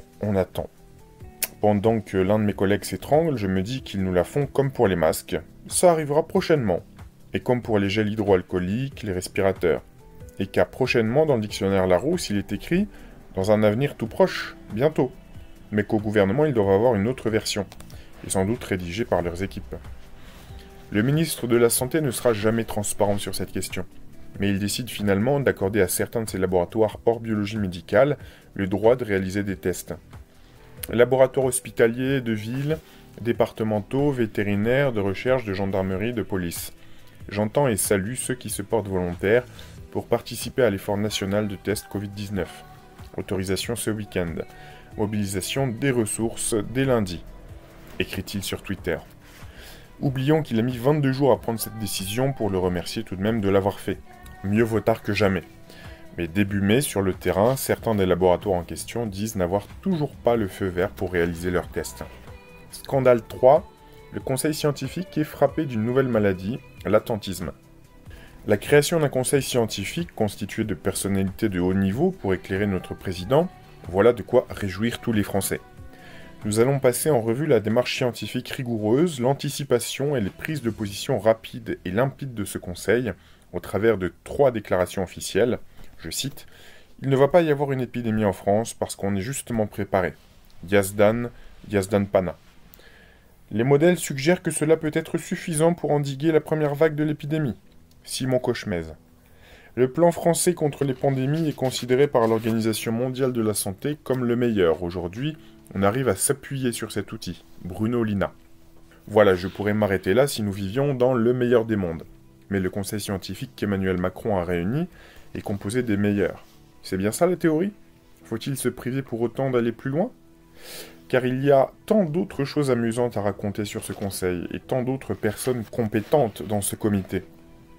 Le visionnaire qui ne croit pas une seconde à l'épidémie fait bien sûr partie de ce prestigieux conseil scientifique. Mais avant ça, Yazdan Pana est directeur de l'Institut d'immunologie, inflammation, infectiologie et microbiologie à l'INSERM, et chef de service des maladies infectieuses à l'hôpital Bichat à Paris. Vu son curriculum vitae, il paraît évident qu'on est devant un médecin chevronné et respectable. On peut aussi affirmer, là non plus sans prendre trop de risques, que Yazdan Pana n'est en revanche pas des plus prescients. 9 jours avant cette sortie médiatique, la Chine annonce son premier mort du coronavirus. Admettons que le professeur Yazdan Pana ne soit pas alerté sur la menace qui se rapproche de Chine au début de l'année par ses collègues infectiologues français ou d'autres pays. Que peut-être le virus va donc nous atteindre. Moi, je m'en inquiète déjà en tout cas. Et beaucoup d'autres aussi. Mais admettons. Ce qui est plus étonnant, c'est qu'en plus d'être un grand médecin, Yazdan, je peux me permettre, on se connaît, est aussi expert auprès de l'Organisation mondiale de la santé, et que l'OMS demande à tous les pays, pour ne pas dire les supplie, de se préparer depuis déjà un bail. Sur son site, le 12 janvier, je cite, « La Chine a communiqué la séquence génétique du nouveau coronavirus. Ceci est essentiel pour que d'autres pays puissent mettre au point des kits de diagnostic spécifiques. » J'ai, comme Yazdan, moi aussi été expert auprès de l'OMS, pendant 9 ans jusqu'en 2016. S'il est bien une instance que les professeurs, tous les médecins d'ailleurs, écoutent, c'est bien l'OMS. Et on lit absolument tout ce qu'ils écrivent. Donc même si Yazdan ignorait en janvier que le coronavirus allait arriver en France, il savait du moins qu'il fallait s'y préparer. Un autre membre du conseil a participé aux bonnes décisions prises ces derniers mois, Bruno Lina. Lui, il est virologue. Au CHU de Lyon, il dirige le Centre national de référence virus des infections respiratoires, dont la grippe, laboratoire associé à l'Institut Pasteur. Un beau CV donc, là aussi. On est devant un grand médecin, ce que je confirme. jusqu'à la crise du coronavirus où il croit entendre des lauriers de l'OMS à propos du système de santé français. Ah bon? L'OMS considère notre plan de pandémie comme le meilleur du monde? Parce que sur son site, pas de traces de ça. Pas à la télé non plus. Il y a bien des membres de l'organisation qui s'expriment régulièrement, mais plutôt pour dire ça, je cite, « Si les pays détectent, dépistent, traitent, isolent, retracent les cas, on évitera une transmission communautaire. » Je crois que tout le monde a compris là que l'OMS s'agace que certains pays ne dépistent pas. Ils doivent ignorer qu'en France, on n'a même pas de masque. Tant mieux pour nous, sinon ça chaufferait encore plus. Quant à Bruno Lina, il est parfaitement satisfait par notre organisation sanitaire, et il le dit volontiers. Et il le dit après que l'OMS a encore tapé du poing sur la table en se disant « reconnaissante envers l'Iran, la Corée ou encore l'Italie pour les mesures prises ». L'organisation ne serait-elle pas à sa façon en train de traiter les autres pays de cancre, dont la France? Chez nous, on ne dépiste pas. Chez nous, on n'est pas encore confiné. Contrairement aux pays cités, l'OMS nous dit qu'on déraille sec. C'est dit poliment, mais je crois que le message est limpide. Ensuite, on pourrait parler du rôle de Bruno Lina au sein du Conseil. Parce que chacun a un rôle dans ce groupe. Et lui, il est au cœur d'une stratégie fondamentale pour lutter contre le coronavirus. Et vous allez voir que là encore, il a été très actif. Il est chargé de la stratégie qui consiste à repositionner les médicaments. Je traduis et je vais vite. Il doit trouver le remède au virus parmi les médicaments existants pour éviter des recherches longues et coûteuses. Longues parce que créer un médicament, ça prendra toujours plus de temps que de partir sur ce qui existe déjà. Coûteuse parce que la recherche n'est pas une blouse blanche qui travaille dans son coin, mais l'alliance de beaucoup de bonne volonté. Des personnes qui font toutes sortes d'essais grâce à des machines toujours plus sophistiquées, dans plein de pipettes et d'éprouvettes sur plein de machines, jusqu'à trouver la bonne molécule. En résumé, un temps considérable, une main-d'œuvre qui vaut cher et du matériel souvent hors de prix. L'excellent Bruno Lina, lui, n'a ni trouvé ni proposé la molécule que tout le monde attend pour soigner du Covid-19. L'hydroxychloro quoi? Pendant longtemps, il n'en parle pas. On se demande bien pourquoi. Ce médecin énergique ne répugne pas, en revanche, à s'éloigner chaque fois qu'il le faut du monde hospitalier pour porter la bonne parole. Après tout, il est membre d'une instance qui est censée sauver le pays. Il ne ménage donc pas ses efforts pendant la crise pour répondre aux sollicitations des journalistes. Pour ne citer que celle-ci, le 2 mars à France Info. Le 11 à Euronews, le 19 il dégage suffisamment de temps pour répondre à la fois aux Parisiens et à France 3. Belle interview. Ensuite, on peut le lire dans Le Progrès, le voir sur BFM, LCI, bref, un peu partout. Même sur YouTube où il fait son tuto « Lutte contre le coronavirus ». C'est sûr que cette vidéo ne s'est pas bouclée à la première prise. Il y a du communicant là-dessous, du réalisateur et du décorum. On imagine qu'il a aussi le temps de suivre tous ces dossiers, de participer aux travaux du conseil scientifique et d'échanger des informations sur la situation avec les professeurs et les chercheurs qui travaillent sur le sujet. Un dont les prises de parole dans les médias sont exemplaires, même emblématiques, c'est justement le président du fameux conseil, Jean-François Delfraissy. Comme le disait la pub Pantashop des années 80, « S'il n'existait pas, il faudrait l'inventer ». Pub, soit dit en passant, tirée d'un vers de Voltaire de 1770, « Si Dieu n'existait pas, il faudrait l'inventer ». Cet homme pondéré diffuse des paroles rassurantes, destinées aux Français, tout en expliquant en général dans la même phrase qu'il ne sait pas grand-chose. Mais il va lancer beaucoup d'études très scientifiques avec ses éminents collègues, suggérant que toutes ces décisions ont été mûrement réfléchies. Et que nous dit-il au cours de ses innombrables interviews à la télévision ou dans la presse? Eh bien, rien de plus. France Inter, 11 mars, sur la fermeture des écoles. Ça mériterait d'être mis sur la table, dit-il. JT de France 2 le 18 mars, sur le thème du confinement. Le conseil scientifique mis en place pour éclairer la décision publique dans la gestion de la situation sanitaire liée au Covid-19 y réfléchit. Dans ce même JT, sur la question du traitement, il reste beaucoup d'inconnus scientifiques et de questions sociétales posées. Dans le Figaro du 25 mars, sur le traitement de la crise dans les EHPAD, nous allons communiquer très prochainement sur la question. Toujours dans le Figaro, à la question « Comment protéger les personnes âgées et les plus vulnérables ?» Réponse « Je ne peux pas aller trop loin sur le sujet, nous communiquerons très prochainement. » Je cite « Comment concilier mesures sanitaires et rites funéraires ?» lui demande-t-on. Il répond « Nous soulignons le problème dans la vie, mais nous n'avons pas de réponse. » Dans le journal Sud-Ouest, le 7 avril, sur l'après-confinement, « Nous réfléchissons aux stratégies de post-confinement », dit-il. J'ai gardé le meilleur pour la fin. J'assume le fait qu'il y a un certain nombre de choses que je ne sais pas et où je ne peux pas donner de réponse. Il faut assumer le fait de dire qu'on sait ou qu'on ne sait pas. Rassurant ou pas de savoir qu'il est le président du conseil scientifique pendant la crise du Covid-19. J'enchaîne, parce que c'est loin d'être fini. Dans le genre, je prends mes responsabilités, je n'ai lu de rien, je suis droit dans mes bottes.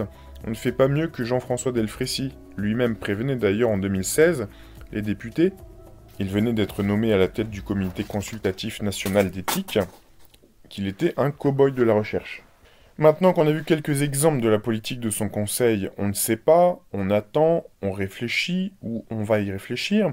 La preuve que le président du conseil scientifique, quand il parle, ce n'est jamais pour ne rien dire. Passons à une autre facette du personnage.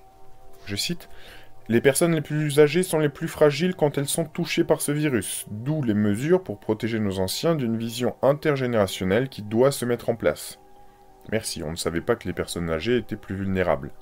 Du coup, on ne savait pas non plus qu'il fallait mettre des choses en place, le 11 mars. Le jour où il dit ça, sur France Inter, 48 morts français, 2281 cas, tous âgés. On ignorait aussi d'ailleurs que la question essentielle, c'est le nombre de formes graves du coronavirus. Et puis, concernant le confinement des maisons de retraite, la Palisse lui-même n'aurait pas dit mieux que Jean-François Delfrécy, à savoir, il faut être intelligent, garder une forme d'isolement, mais ne pas non plus les isoler. Clôturons ce dossier du grand chef du conseil scientifique pour montrer que quand il prend la parole, c'est rarement rassurant. Je cite « On est sans traitement, on est sans vaccin et on n'aura pas de vaccin avant 1 an. » Le 12 février chez Jean-Jacques Bourdin sur BFM. Est-ce que ce sera au printemps ou plus tard? J'ai tendance à penser que ce sera plus tard. Il parle là de la baisse de cas de coronavirus en France. Le 3 mars, chez Guillaume Durand sur Radio Classique. On a un essai clinique qui démarre avec 2 molécules. On n'est absolument pas certain que ça marche. Sur France Inter le 11 mars. Conclusion, au secours! A-t-on envie de crier à Emmanuel Macron? D'autant que Jean-François Delfrécy se plaît dans sa fonction. Il s'accroche. Je songe à me mettre en retrait du Comité consultatif national d'éthique dont il est président par ailleurs. Car je considère que là où je peux être le plus utile pour les 2 mois qui viennent, c'est dans la réponse au Covid-19. Constat? Déclaration d'intention? Espoir? On verra bien. Dans le même genre, au sein du fameux Conseil de l'Élysée, d'autres personnalités sont chargées de sauver le pays. Laetitia Atlani-Duhaut, par exemple, est anthropologue, directrice scientifique de la Fondation Maison des Sciences de l'Homme. Elle est aussi responsable du pôle recherche du Collège d'études mondiales. Je cite « Mon rôle est de réfléchir à l'impact sociétal des épidémies, d'expliquer ce qu'entend la société française de telle ou telle décision », explique-t-elle au journal L'Opinion. En pleine crise du coronavirus, ne pourrait-on échanger une anthropologue contre un spécialiste des virus? Un infectiologue? Un immunologiste? Un chercheur peut-être? Parce qu'il ne me paraît pas indispensable là tout de suite de penser à l'impact sociétal avant tout. Même si cette question sera capitale à étudier après la crise. Même réflexion concernant Daniel Benamouzig. Lui, il fait aussi partie du conseil scientifique en qualité de sociologue. Il est également directeur de recherche, CNRS Sciences Po. Petite parenthèse, vous savez, CNRS, dont sortent certains chercheurs qui nous parlent de communisme désirable. Vous savez, à propos de ce qui pourrait émaner de mieux du Covid-19. Hein? Méfiance. Son job à lui pendant le Covid-19, c'est d'évaluer les retombées économiques de la crise et ses conséquences sur le système de santé français. Là encore, je me permets de demander si c'est bien le moment de penser à ça. On ne peut pas avoir un expert des maladies tropicales à la place ? En fait, avant de se demander ce que ça va coûter et comment on va s'en remettre, on pourrait déjà essayer de s'en sortir, non?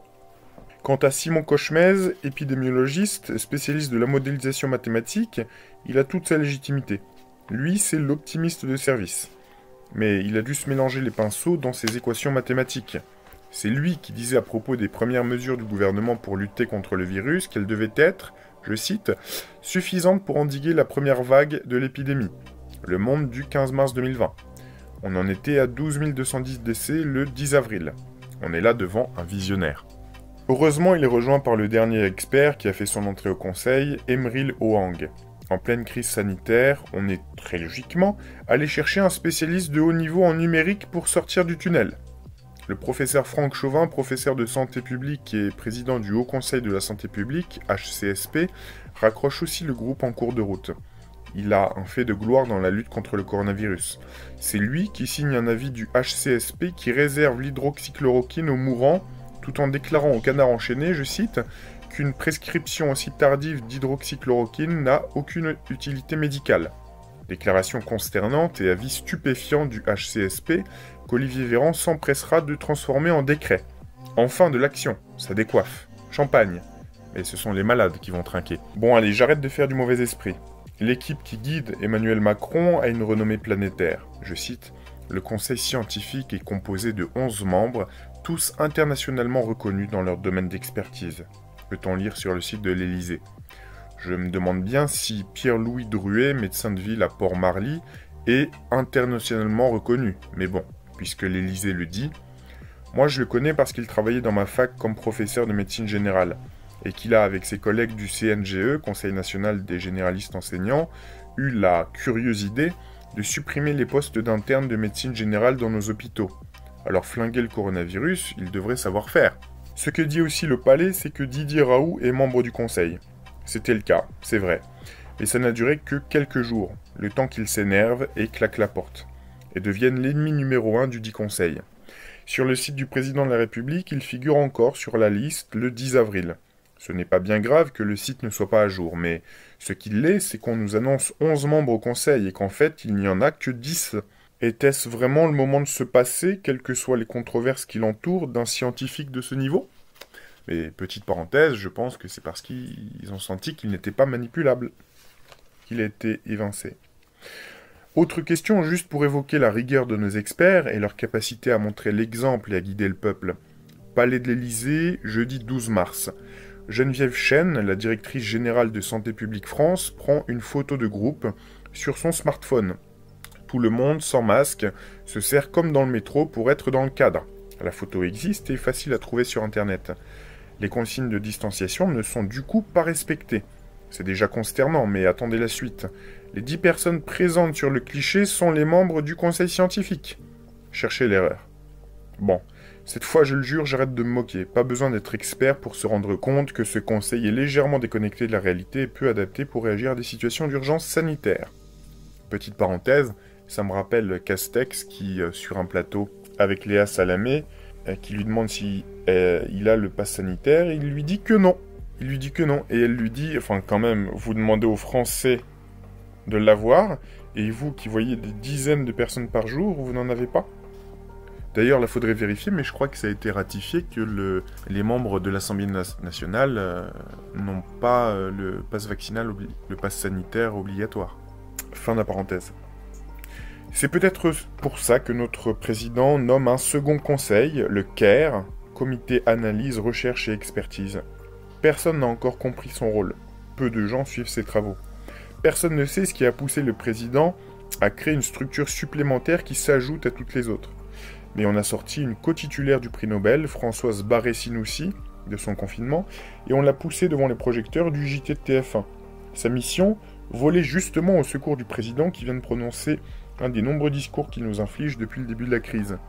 Mais avec CARE, on prend de la hauteur. Dommage que les Français, au vu des communiqués de ce mystérieux comité, ne s'en soient pas rendus compte. Pour conclure sur le Conseil scientifique Covid-19, il faut noter que tous ses membres ont insisté au fil des semaines sur le fait qu'ils étaient totalement indépendants, donc crédibles. À ce stade, on a envie de poser la question qui fâche, qui en doutait ? Scandale 4. Aïe aïe aïe, certains experts n'ont vraiment pas peur des conflits d'intérêts. Il faut le reconnaître, les rémunérations directes ou indirectes versées par l'industrie pharmaceutique aux experts ou aux nombreux spécialistes que compte le milieu médical relèvent parfois de la chasse au trésor. Ce système prend des formes très variées. Invitation à des congrès, versement d'honoraires pour la participation à des conseils scientifiques, pour aider les laboratoires à développer leurs nouveaux médicaments, etc. Certains experts touchent aussi à titre privé des honoraires importants pour piloter des études cliniques. Cela n'empêche pas le professeur Denis Malvy d'exprimer fortement son intime conviction sur France Inter ce jour-là sur le rôle du fameux conseil scientifique Covid-19, je cite, « Nous sommes un groupe de personnes indépendantes ». Dès le début d'ailleurs, les grandes déclarations n'ont pas manqué, je cite, « Dès le 3e ou le 4e jour après la création du conseil scientifique, j'ai demandé à ce que chacun d'entre nous dépose une DPI, déclaration publique d'intérêt », explique le professeur Jean-François Delfrécy, président de ce conseil. On aurait aimé que ce soit fait plus tôt, avant que les médias n'aient l'occasion d'enquêter, mais ne nous arrêtons donc pas à ce détail. On va donc sur le site du ministère de la Santé, et là, rien. Mais M. Delfrécy a une bonne raison.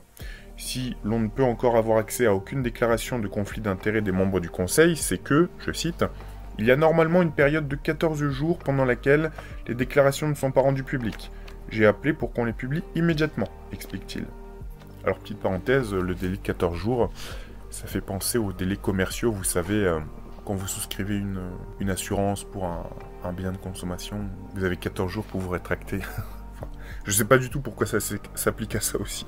Très bizarre. Fin de la parenthèse.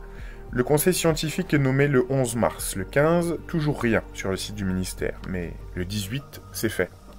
Yazdan Pana a lui aussi fait sa déclaration. Lui, en 5 ans, a perçu beaucoup d'argent des firmes de médicaments. 133 695 € depuis 2012. Et il ne s'en cache pas.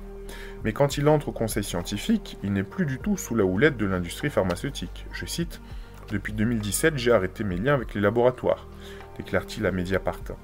Il ne mentionne pas ses participations à des congrès scientifiques sponsorisés par les laboratoires jusqu'au 3 octobre 2019 ? Un simple oubli, on l'imagine. Les firmes pharmaceutiques, toujours en quête de talent, se sont aussi intéressées à un autre expert reconnu, Bruno Lina. Elles lui ont versé 23 892 € en 8 ans. Sanofi, pour ne citer que lui, alignant 17 521 € pour le virologue. Or, Sanofi travaille au développement d'un vaccin contre le coronavirus. De plus, le laboratoire Seagen planche sur la fabrication de tests de dépistage pour la France, alors que la Corée en a déjà mis un au point, qui plus est efficace, semble-t-il. Bruno Lina a aussi eu de bonnes relations avec Seagen. C'est sur sa déclaration d'intérêt, mais il n'aurait pas touché un euro. À la case rémunération, il a marqué « aucune ». Mais dans celle « prise en charge des frais », il a noté « oui », sans plus de détails. Denis Malvy est lui aussi un spécialiste qui a travaillé régulièrement pendant 5 ans avec les laboratoires, mais il est très pudique sur le sujet. Quand le journal Marianne l'interroge sur le thème « Ah bon, rien à déclarer ?» il répond « Il doit y avoir un aller-retour, une chambre d'hôtel une fois, une invitation à l'occasion. » Mais quand le journaliste l'interroge sur le montant des sommes reçues, il répond « C'est beaucoup quand même, ça m'étonne. » Mediapart précise qu'il y a plus de 10 ans, il déclarait aux journalistes qui le questionnaient sur le thème des conflits d'intérêts « Je ne vois pas où est le problème. » Voilà qui a au moins le mérite de la clarté. Au-delà des relations complexes entre les membres du conseil scientifique et les grands laboratoires, il faut bien comprendre que ce système peut transformer d'excellents médecins en stratèges d'un lobbying au service du secteur privé. Cela n'est d'ailleurs pas en soi répréhensible lorsque tout est sur la table, les rémunérations, les avantages, les rapports et les procédures, et in fine les décisions de l'État qui en résultent. Il va de soi que dans la grave crise sanitaire que nous traversons, ces liens, lorsqu'ils existent, doivent être connus pour que rien n'entache l'indépendance des médecins, des chercheurs et désormais de l'omniprésent conseil scientifique voulu par le pouvoir. Le psychodrame qui s'est noué depuis quelques semaines à propos des travaux du professeur Raoult à Marseille illustre parfaitement la nécessité de fixer la politique sanitaire du pays dans un contexte de transparence, tout en évitant bien sûr la multiplication de règles absurdes. Maintenant, posons le décor. On a d'un côté le professeur Raoult qui promeut l'hydroxychloroquine pour soigner le Covid-19. De l'autre, on a tous ceux qui n'en veulent pas, les membres du conseil scientifique en entier. Eux, ils veulent l'essai Discovery, basta. Pourquoi ? Parce que cet essai, il est génial. Ils nous le rabâchent à longueur de sujet télé. Un protocole d'enfer, pas du tout comme ce que nous vend le hippie Raoult ou l'ancien ministre de la Santé Philippe Douste-Blazy ou moi. Le message est clair, chez nous, ce sera tout bien fait dans les règles, paraît-il. Du coup, on y croit. Enfin, plus exactement, on a envie d'y croire. Et on attend les résultats. Sauf que ça va prendre du temps, beaucoup de temps. Trop, devant la gravité de la situation. Du coup, on a envie d'en savoir plus sur ce programme Discovery. On apprend alors que c'est le projet d'un consortium, qui s'appelle Reacting. Jusque-là, tout va bien. Mais que trouve-t-on en bas de la page ? Que Reacting est un groupe créé par Jean-François Delfrécy ? Pour se dédouaner de tout conflit d'intérêts, tout en associant ses collègues à sa démarche, il dit qu'il veut, pour le conseil scientifique, je cite, « un règlement intérieur qui permettra de savoir quelle est la règle pour les gens avec des liens d'intérêt. » Il ajoute, précis, comme d'habitude, que le règlement sera finalisé dans les jours prochains. Quand exactement ? Mystère et boule de gomme. Certains membres du conseil scientifique ont à l'évidence des relations de confiance avec de très grandes entreprises pharmaceutiques, et ce n'est un problème que s'ils n'en font pas un bon usage. La manière dont est géré le groupe Reacting, confronté à son concurrent Raoulting, illustre le fait que garder son indépendance tout en faisant de la recherche est un défi auquel est quotidiennement confronté le monde médical. Un essai clinique obéit ainsi à des règles complexes, c'est le cas de Discovery. C'est un essai qui comprend initialement 4 groupes de patients tirés au sort pour entrer dans chacun des groupes. C'est-à-dire qu'on va essayer 4 traitements différents pour enrayer la pandémie de coronavirus. Pour être très précis, on va examiner 1. Les soins standards sur les patients atteints du Covid-19, du Doliprane, une soupe et au lit, pour faire simple. 2. Les soins standards plus Remdesivir, c'est le nom du médicament. 3. Les soins standards plus Lopinavir et Ritonavir. 4. Les soins standards plus Lopinavir, Ritonavir et interféron bêta. Ces 4 groupes de traitement ou de non-traitement sont les seuls que l'équipe scientifique d'Emmanuel Macron propose jusqu'au 22 mars. Ce jour-là, le Conseil décide finalement d'ajouter l'hydroxychloroquine dans un groupe supplémentaire de l'étude. L'anti-infectieux, plutôt connu comme antiparasitaire, devient le 5e traitement envisagé pour sauver le pays. Officiellement, ce n'est pas du tout dû à la pression médiatique, ni à celle des médecins réputés qui ont donné leur avis au pouvoir, parfois opposé à celui du Conseil scientifique. C'est dans ce contexte parfois conflictuel que des choix importants vont devoir être faits. Concernant le premier groupe de patients non traités, rien à dire. Personne ne roule pour les soupes Knorr ou Liebig. Concernant les 3 autres, on utilise du Remdesivir ou l'association Lopinavir-Ritonavir, Kaletra. Primo, qui est le fabricant de Remdesivir? La réponse est Gilead. Secundo, quel est le fabricant de Lopinavir-Ritonavir? La réponse est AbbVie.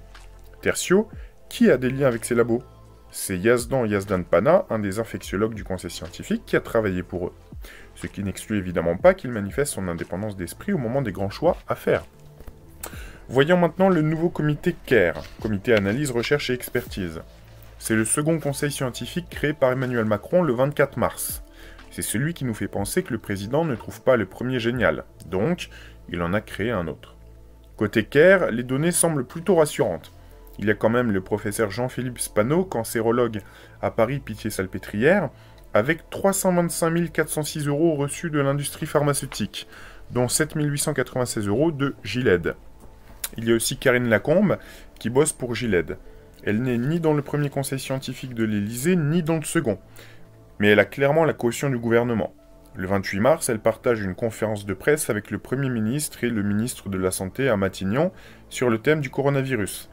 Or, il se trouve qu'elle a des relations de grande complicité intellectuelle avec, entre autres, de grandes firmes comme Gilead et AbbVie, qui par ailleurs, mais ça n'a rien à voir, lui ont accordé de généreux contrats. Et ce jour-là, pendant la conférence de presse, alors que nos 2 ministres boivent ses paroles, elle chante Discovery et fustige la chloroquine. Karine Lacombe a touché 212 209 € de l'industrie pharmaceutique, dont 28 412 € de Gilead et 45 211 € de AbbVie. Le 4e groupe de traitement, c'est l'association de Lopinavir-Ritonavir avec de l'interféron bêta. Aucun membre du conseil scientifique n'a de lien avec le laboratoire qui fabrique l'interféron bêta à ce jour. Ce qui est bêta en revanche, c'est que l'hydroxychloroquine, finalement devenue la 5e groupe de traitement de Discovery, n'ait pas été créé par AbbVie ou Gilead. Ça aurait peut-être permis le 22 mars, le jour où ce médicament est devenu évaluable selon le conseil scientifique de l'Élysée, de gagner du temps dans la folle course contre la montre que nous impose ce maudit virus. Au sommet de l'État, les relations personnelles, les services rendus ou les travaux bien rémunérés par l'industrie pharmaceutique se transforment parfois en conflits d'intérêts plus visibles que d'habitude. Un organisme officiel, le Haut Conseil de la Santé publique, a été le petit théâtre de certains d'entre eux. Un membre éminent de la commission maladies transmissibles de ce Haut Conseil a ainsi touché 90 741 € de l'industrie pharmaceutique, dont 16 563 € de Gilead. Or, c'est ce Haut Conseil qui a rendu le fameux avis interdisant l'hydroxychloroquine, sauf aux mourants, et demandé d'inclure les malades dans les essais officiels, dont Discovery. Or, je ne vois pas de trace dans cet avis du respect de la procédure de gestion des conflits d'intérêts. Je la connais par cœur car j'ai été moi-même président de cette commission. Tout membre doit, en début de séance, déclarer ses conflits d'intérêts en lien avec le sujet de la séance. Si un membre présente un conflit d'intérêts majeur, il doit quitter la séance et ne pas participer au débat ni à la rédaction de l'avis. Normalement, cela doit être mentionné sur l'avis. Or, en bas de cet avis, on ne mentionne pas les conflits d'intérêts ni le nombre de membres qualifiés ayant participé au vote. C'est un grave manquement au règlement. Heureusement que toutes les réunions du HCSP doivent être enregistrées et doivent obligatoirement faire l'objet d'un compte-rendu de séance avec la retranscription des propos de chacun. Le fait que la réunion ait pu prendre la forme d'une téléconférence ne change rien. Comme il s'agit d'un organisme public, tout citoyen peut d'ailleurs avoir accès à ces comptes rendus via la CADA, Commission d'accès aux documents administratifs. Ces liens d'intérêt sont totalement indépendants de la qualité professionnelle de ces experts, le plus souvent de haut niveau. Ce qui est choquant, en fait, c'est que ces liens, dès lors que ces experts siègent dans une instance de décision officielle, puissent influencer les décisions de l'État. Il se trouve que de nombreux médecins qui se sont prononcés publiquement ou de façon plus souterraine pour dégommer la chloroquine ont justement beaucoup de conflits d'intérêts, notamment avec les laboratoires AbbVie et Gilead. Il n'y aura pas de festival de Cannes cette année, mais j'ai regardé le top 10 du classement des revenus annuels versés par l'industrie pharmaceutique aux infectiologues. Je ne citerai personne. Ouf, vont dire certains. Un seul exemple. L'un d'entre eux a quand même reçu la bagatelle de 541 729 € de Big Pharma, dont 52 812 € de Gilead. À ce stade, peut-on vraiment parler de rémunération complémentaire ? Est-ce un hasard si on apprend par le Canard enchaîné que le coup de téléphone anonyme pour menacer Didier Raoult, s'il persistait avec l'hydroxychloroquine, serait parti du téléphone portable du service d'infectiologie qu'il dirige ? Sûrement une pure coïncidence. Une de plus. Depuis qu'il est ministre de la Santé, Olivier Véran tente de naviguer au milieu des requins. Mais comme il est lucide, sur lui-même au moins, il avait d'emblée annoncé qu'il était incompétent sur les traitements et qu'il ne prendrait aucune décision sans l'aval de toutes les sociétés savantes. Il est mal parti. Un tel consensus est une gageure difficile. Les sociétés dites savantes sont des associations officielles de médecins par spécialité. Le hic, c'est que beaucoup de sociétés savantes ont des liens financiers très forts avec l'industrie pharmaceutique. Elles sont souvent très riches. Leur magot ne provient pas des cotisations des membres, qui sont souvent modestes.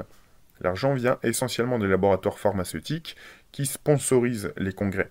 Pour les congrès, elles achètent auprès des sociétés médicales organisatrices des stands d'exposition de leurs médicaments, le stand étant d'autant plus vaste que la somme versée a été importante.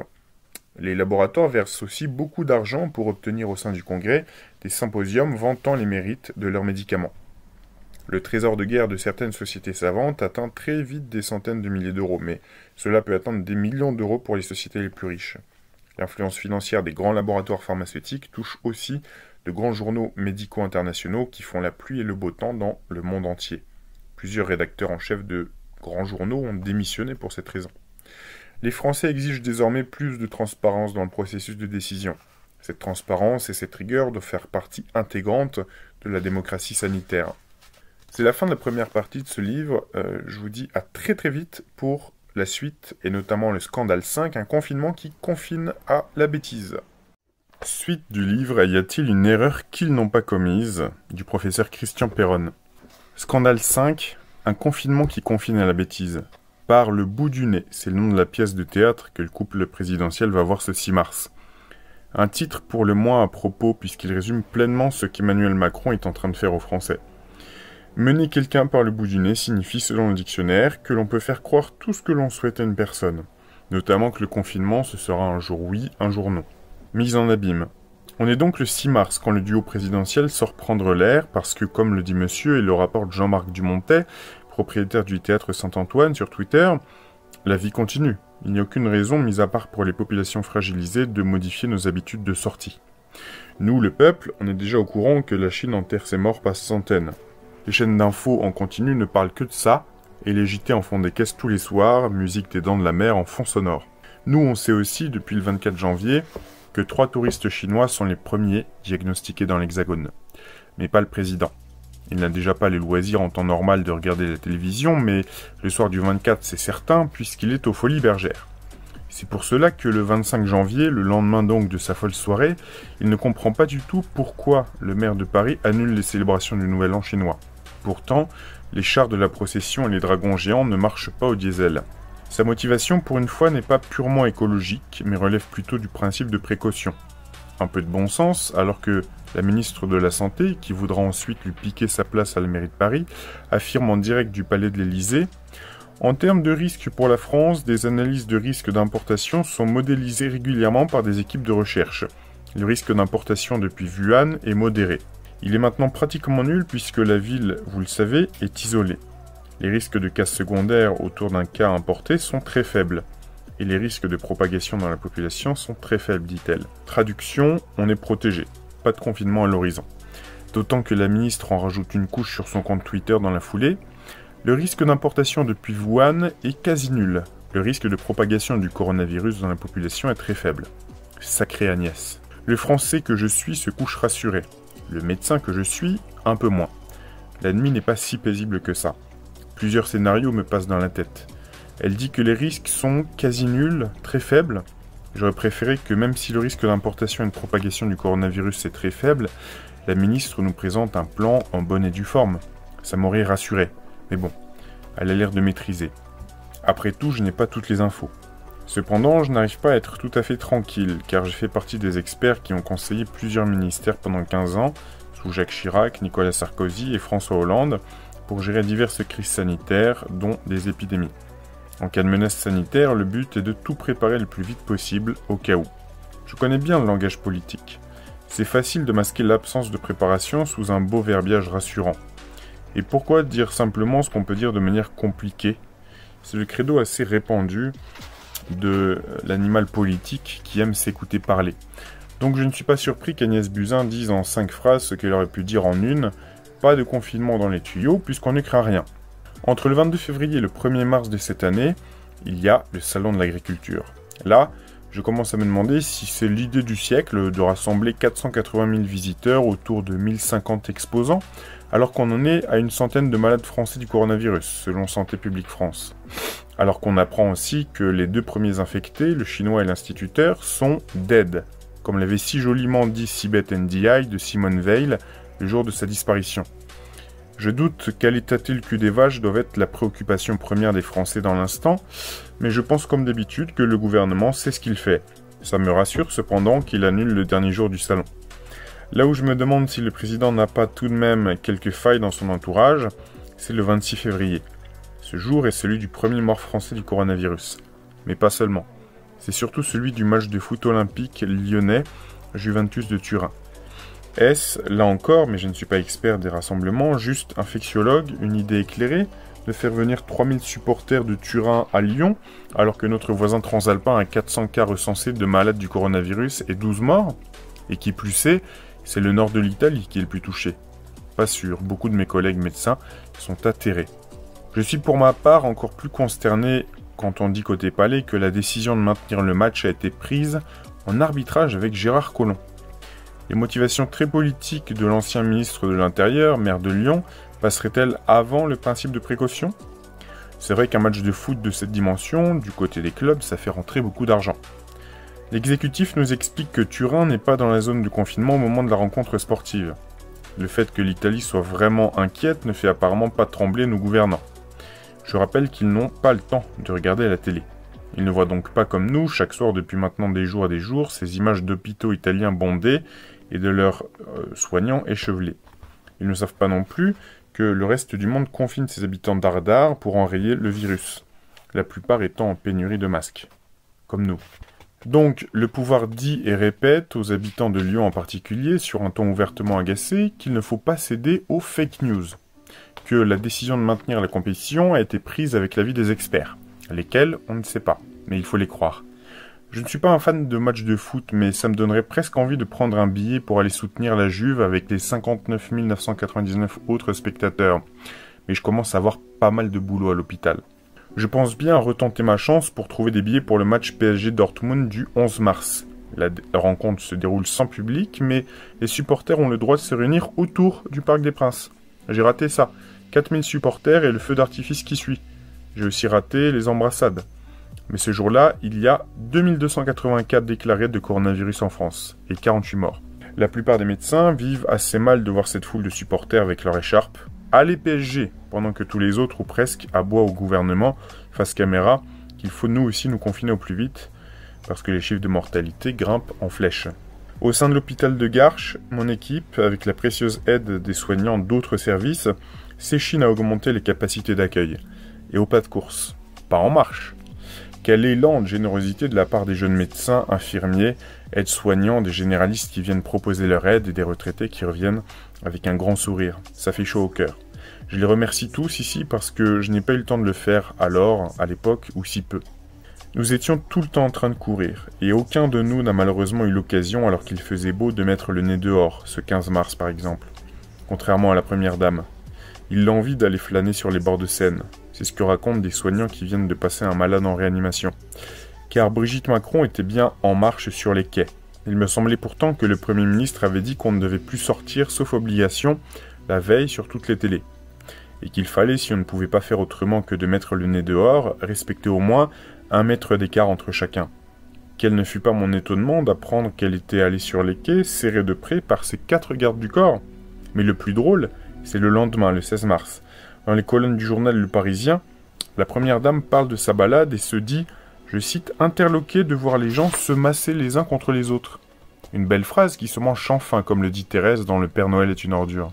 Belle journée que celle du 16 mars, et belle équipe de bras cassés parmi les décideurs, parce que ça ne fait que commencer.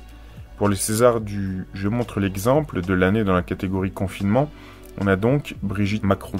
Mais pour le César du canular du siècle, c'est Sibeth Ndiaye qui remporte la palme. Je cite, « Cette histoire de décret, sur un confinement de la population, était une fake news », assure-t-elle sur France Inter.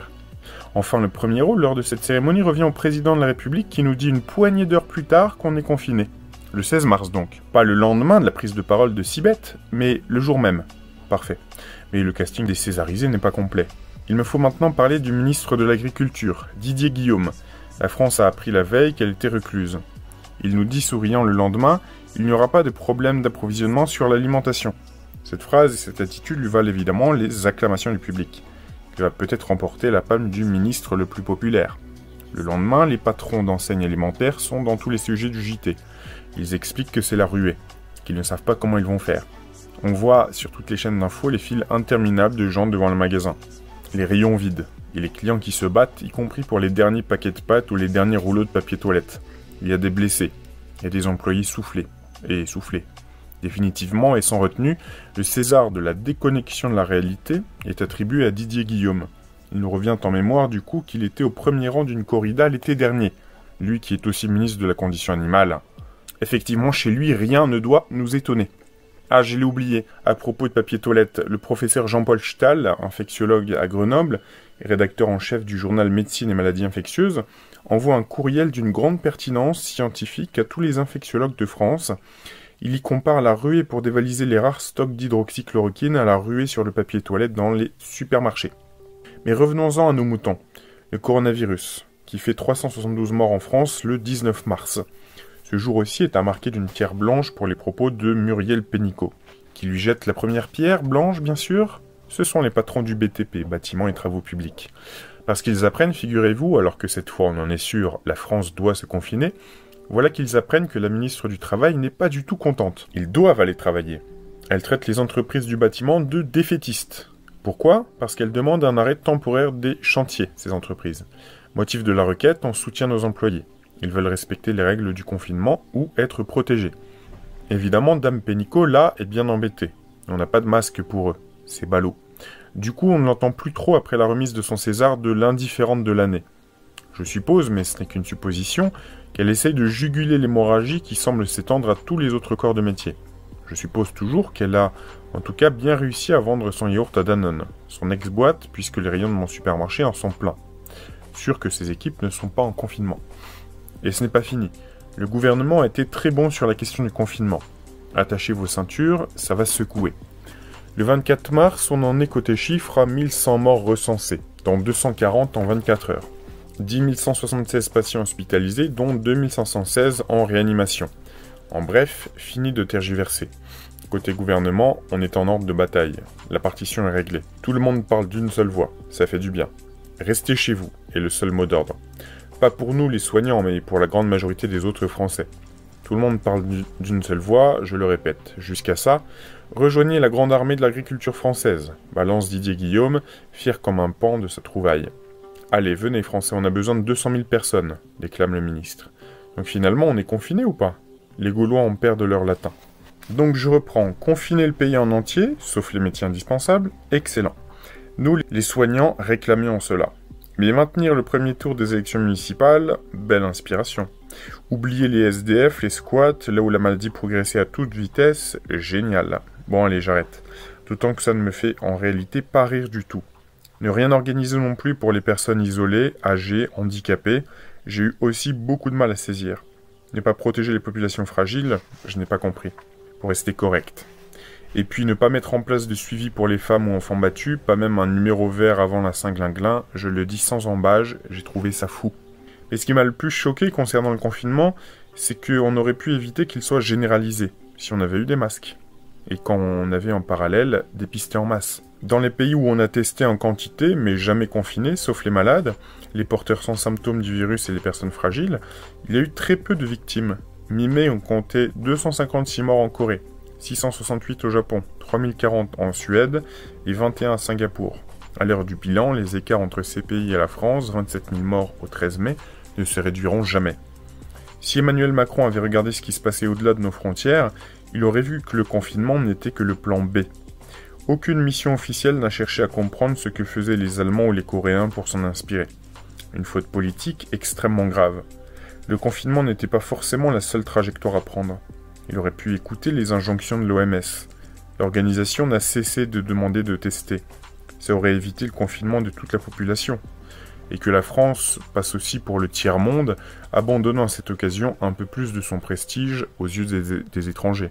Parce que niveau rayonnement, on a pris un sacré coup dans l'aile. Enfin, et j'en finirai par là, une fois qu'on avait raté notre dépistage et qu'on n'avait plus d'autre choix que celui du confinement généralisé, on aurait dû, et par on, j'entends nos dirigeants bien sûr, demander aux Parisiens de ne pas quitter leur résidence principale pour les secondaires. L'afflux de milliers d'habitants de la capitale vers les campagnes françaises a complètement déstabilisé la ruralité. Des médecins de Paris se sont trouvés désœuvrés alors qu'ils s'étaient préparés à faire front en première ligne pour épargner le personnel soignant des hôpitaux. Pendant ce temps, les médecins de campagne, eux, ont croulé sous la tâche. Cette grande pagaille aurait pu être anticipée, puisqu'on en avait eu l'exemple au pays de la Grande Muraille. À l'annonce du confinement de Wuhan, des centaines de milliers de Chinois avaient fui à travers le pays. Une vraie répétition générale. Le scénario était déjà écrit, la grande vadrouille. Chapeau l'artiste. De Funès et Bourvil doivent se retourner dans leur tombe. Avec le confinement généralisé, tout le pays est sous cloche, en attendant que la fameuse courbe en cloche de l'épidémie, bien connue des spécialistes, redescende. Mais il y a des choses qui clochent, même du grand n'importe quoi. Ainsi, la visite d'Emmanuel Macron en Seine-Saint-Denis le 8 avril dernier. Ne pas penser que le président, dans les rues, offert à la vue de tous, va provoquer un attroupement de personnes, serrées comme des sardines autour de lui, sans masque, quelles cloches l'ont conseillé? Pas celle de Pâques, en tout cas. Ça me rappelle sa visite à la Pitié-Salpêtrière au début de l'épidémie, au cours de laquelle, devant les caméras, il serrait les mains de tous les médecins, les infirmiers, les aides-soignants, les administratifs. Donc, petite parenthèse, ce qui prouve qu'ils ne croient même pas à leur narratif, ce qui prouve aussi que ça peut être du vent, tout ça. Puisqu'ils pensent même pas à se protéger, et à protéger les autres. On aurait cru Jacques Chirac au salon de l'agriculture. Choquant car peu de temps auparavant, son ministre avait clamé haut et fort que les Français, à juste titre, ne devaient plus se serrer la main. Encore un bel exemple venu d'en haut. Dernier exemple de sottise, l'annonce du déconfinement en mai. D'annonce en annonce, avec les contradictions habituelles entre les uns et les autres, l'affaire va prendre du temps, beaucoup de temps. On apprend que les tests diagnostiques seront réservés aux malades avec des symptômes et que les personnes sans symptômes n'en auront pas besoin. Mais qui souffle au président ces âneries à l'oreille? Une fois qu'on est tombé malade, il n'est pas d'une très grande utilité d'avoir un test pour vous dire que vous êtes malade. Tous les médecins aguerris par plusieurs semaines d'épidémie savent faire le diagnostic sur les signes cliniques sans test.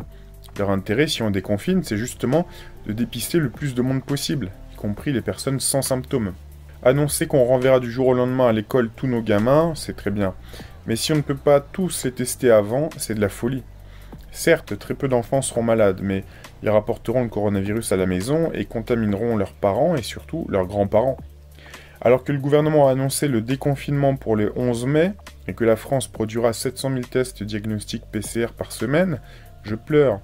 Ce nombre est largement insuffisant. Il en faudrait des millions. Or, des biologistes disent publiquement que la France ne sera même pas capable de produire ces 700 000 tests. Ainsi, on déconfine en pénurie de masques, en pénurie de tests diagnostiques et en pénurie des médicaments actifs, hydroxychloroquine et azithromycine, utilisés dans la plupart des pays. La coupe est pleine, en tout cas pour moi, et je l'observe autour de moi, pour beaucoup de Français aussi. Scandale 6. La chloroquine, qui dit que c'est efficace, à part la moitié de la planète? Nous sommes en guerre. Cette phrase, le président de la République le répète ce 16 mars. La guerre, c'est évidemment contre le Covid-19. Du coup, on apprend que toutes les réformes en cours sont repoussées au calendrier grec. Que le gouvernement ne légiférera que par ordonnance, c'est-à-dire à la vitesse de la lumière et uniquement sur le coronavirus. On apprend plein d'autres choses sur la fermeture des écoles, les entreprises, et aussi qu'un conseil scientifique est monté. Il est en charge de dire à l'Élysée ce qu'il faut faire. Et le conseil s'avère compétent. Le lendemain de l'allocution présidentielle, Édouard Philippe annonce le confinement de la France sur conseil du groupe de scientifiques. Et le surlendemain, le 18 mars, Jean-François Delfrécy, le président du conseil en personne, prend la parole dans le JT de France 2.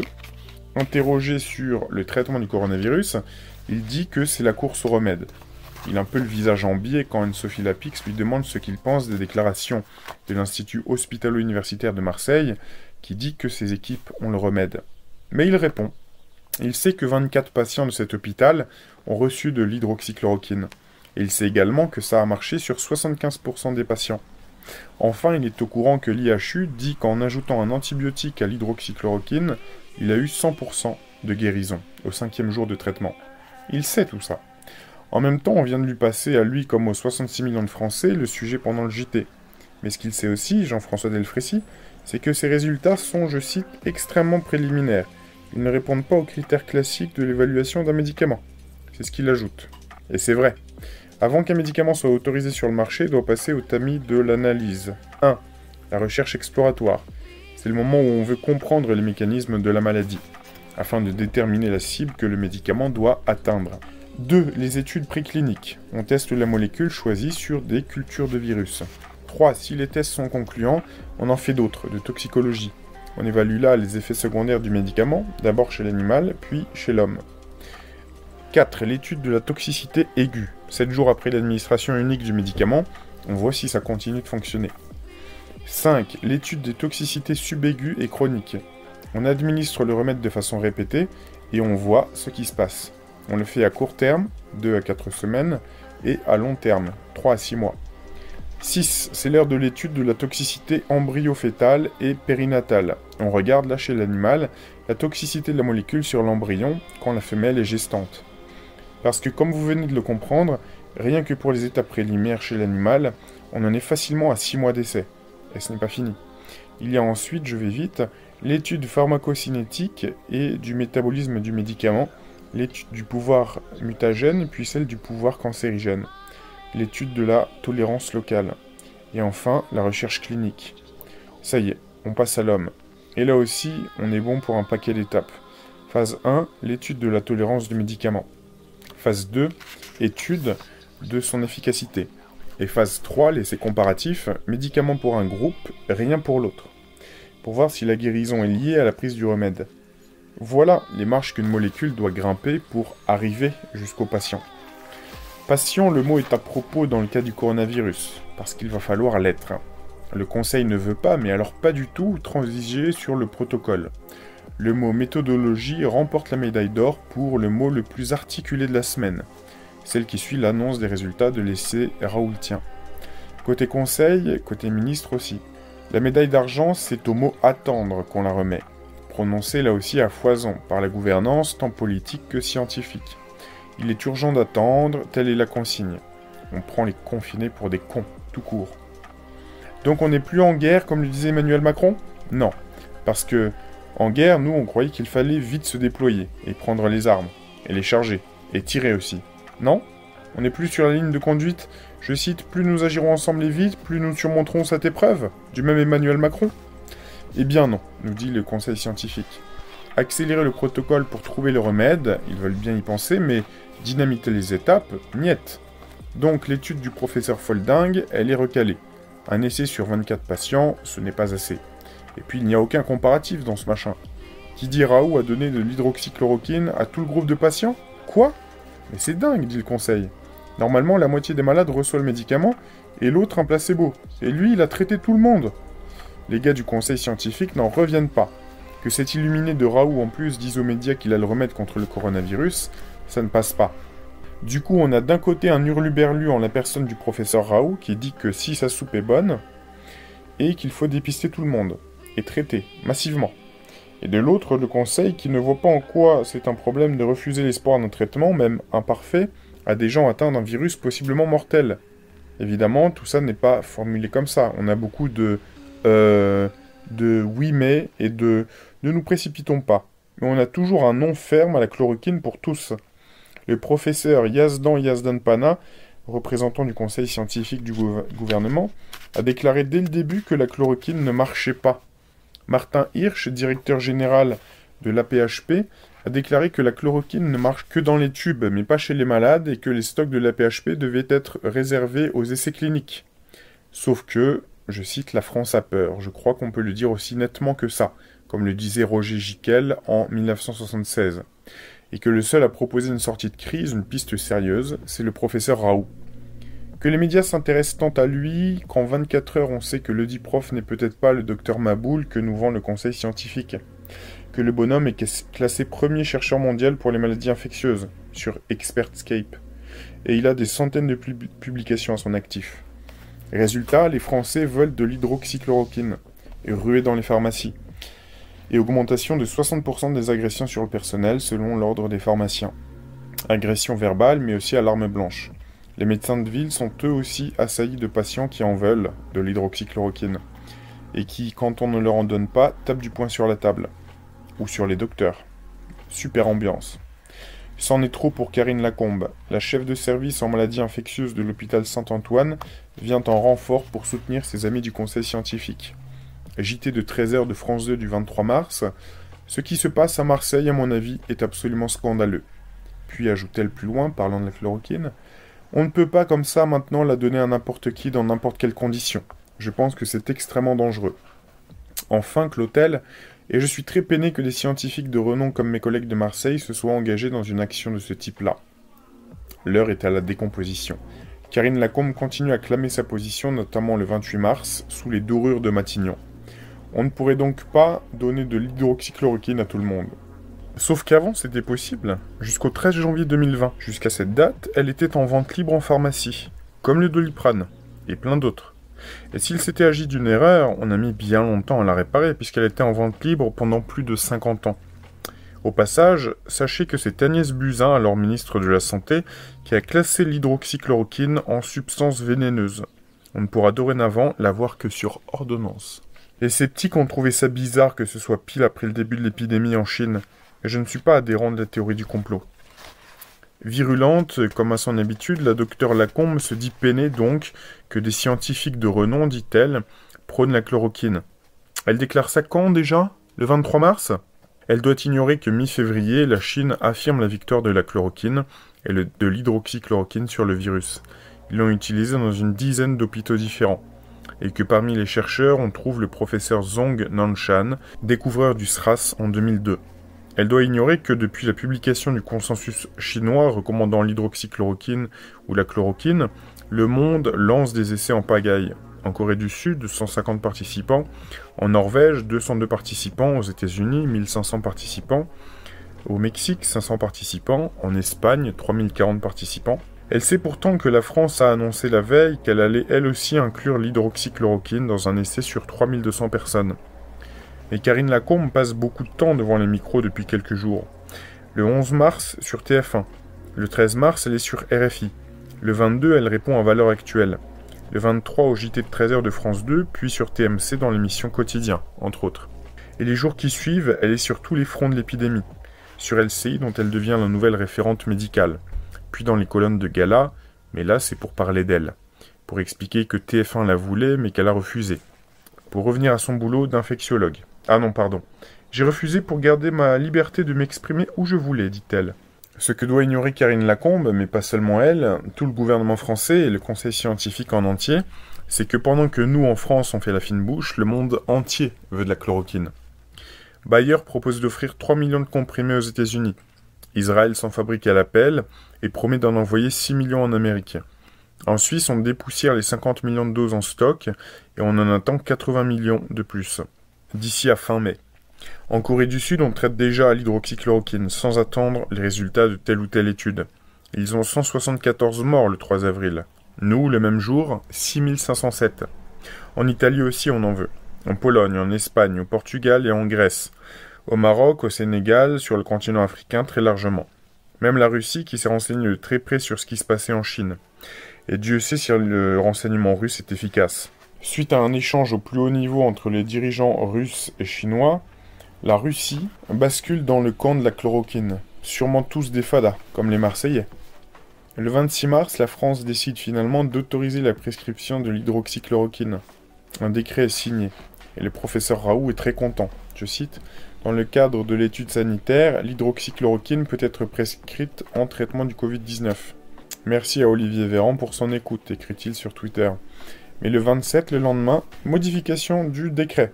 Il est autorisé d'administrer cette molécule contre le Covid-19 à l'hôpital uniquement et seulement au cas grave.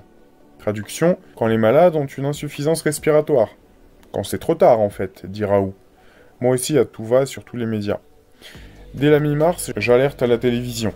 Je n'ai jamais dit que c'était prouvé, que c'était le remède miracle. J'ai dit que même si l'hydroxychloroquine n'était pas si efficace que ça, on le saurait vite, mais n'attendons pas pour en commander des millions de doses aux industriels et constituer des stocks stratégiques au cas où. D'autant que le coût de l'opération est très faible. Attendre encore des semaines et des semaines avant de prendre une décision nous assurera d'une chose, que les stocks mondiaux auront déjà été dévalisés et que la vague épidémique sera passée. Il ne nous restera plus qu'à compter les morts. À quelques centaines de décès par jour, c'est cher payé en vie humaine qui pourrait peut-être être sauvé, si jamais ce médicament s'avérait efficace. Didier Raoult a raison. Il est vraisemblable qu'aucun médicament antiviral n'ait d'effet significatif sur la phase finale du Covid-19. C'est quand les malades ont une forme modérée qu'il faut les traiter, parce que c'est là qu'on peut stopper la multiplication des virus. Quand les gens sont en réanimation, comme le dit Marcel, un gars qui a un super blog sur internet, je cite, « Le problème ce n'est plus le virus, le gars il cherche de l'air, il suffoque, le virus il s'en tamponne, il est à 2 doigts de claquer le gars. » Le pire est dans les maisons de retraite, appelées EHPAD. Les directeurs des établissements de ma région m'envoient des messages de détresse tous les jours pendant la crise, en appelant au secours. Ils n'ont presque pas de masque, aussi bien pour le personnel que pour les soignants. Ils n'ont pas un seul comprimé d'hydroxychloroquine. Ils pleurent en comptant les morts. Ils n'ont pas de test diagnostic non plus pour dépister les porteurs du virus et essayer de les isoler dans une autre partie du bâtiment. Ils se sentent totalement abandonnés, d'autant qu'une proportion importante du personnel a attrapé le Covid-19 sans espoir de traitement. Beaucoup de médecins des EHPAD et de généralistes ont été choqués par les décrets du gouvernement, qu'ils ont reçus à quelques jours d'intervalle. D'un côté, on leur interdisait, contrairement à leurs confrères d'autres pays, de prescrire l'hydroxychloroquine, soi-disant dangereuse, et en même temps, on leur autorisait exceptionnellement les prescriptions de Rivotril, très restreintes depuis quelques années. Du jamais vu. Ce médicament est prescrit dans le cadre des soins palliatifs des malades en fin de vie. Comme la plupart des médecins, je suis en complet accord avec les soins palliatifs quand il n'y a pas d'autre solution. Mais c'est la juxtaposition des deux décrets qui a été perçue comme violente. Le ressenti des médecins a été « On nous refuse le seul traitement qui marche peut-être, mais on nous autorise exceptionnellement l'euthanasie en EHPAD ou à domicile des malades atteints du Covid-19 ». Cela a fortement déclenché la colère. Car les données chinoises affirmaient l'efficacité de la chloroquine ou de l'hydroxychloroquine, à la fois sur le virus en laboratoire et chez les malades. Une étude publiée par Chen et ses collaborateurs montre l'efficacité de l'hydroxychloroquine chez les malades atteints par le Covid-19 et souffrant de pneumonie pas trop grave. Autre fait marquant, dans l'introduction de leur article, les auteurs signalent qu'ils ont mené en parallèle une enquête chez 80 malades atteints de lupus, traités au long cours par l'hydroxychloroquine, dont c'est un des traitements courants. En plein cœur de l'épidémie à Wuhan, aucun d'entre eux n'a développé de Covid-19, ce qui suggère que l'hydroxychloroquine a un effet préventif. Le 17 mars, après analyse de ce qu'on appelle la balance bénéfice-risque réalisée par des experts de l'AIFA, agence du médicament italienne, le gouvernement italien, en considération de l'urgence sanitaire, autorise la prescription de la chloroquine ou de l'hydroxychloroquine par tout médecin. Le 29 mars, après avis favorable de la FDA, agence américaine du médicament, le ministère de la Santé des États-Unis, US Department of Health and Human Services, décide de mettre de la chloroquine et de l'hydroxychloroquine à la disposition des pharmacies hospitalières sur l'ensemble du territoire fédéral. Donald Trump a vite pigé et commandé immédiatement des dizaines de millions de doses à tous les fabricants mondiaux. Il a ainsi constitué dans l'urgence un énorme stock stratégique. Tous les médecins hospitaliers américains peuvent prescrire la chloroquine ou l'hydroxychloroquine sans condition de gravité et même en dehors d'essais thérapeutiques. La FDA a reconnu qu'on manquait encore de données, mais que, malgré les preuves d'efficacité encore maigres, les bénéfices potentiels du produit dépassaient vraisemblablement les risques. Un bel exemple de pragmatisme face à l'urgence. Le Portugal, suivi par d'autres pays, recommande ces traitements pour les cas de Covid-19 avec pneumonie. Beaucoup de pays, dont l'Allemagne, ne recommandent pas mais autorisent. Pendant ce temps, la France se distingue du reste du monde. Qui sont les Gaulois réfractaires? Le peuple de France ou le gouvernement qui agit en dépit du bon sens? À force d'écouter ses conseillers, ces diafoirus qui donnent d'un ton pontifiant leur avis contestable, le président tergiverse. Résultat, on attend. Pourtant, tous les jours depuis des semaines, les morts se comptent toujours par centaines. C'est parfait, attendons tranquillement la prochaine pandémie. Dans un siècle ou dans 3 ans? Le profil de tolérance de ces médicaments prescrits à des milliards d'individus depuis des décennies est bon, à la condition expresse de respecter le dosage.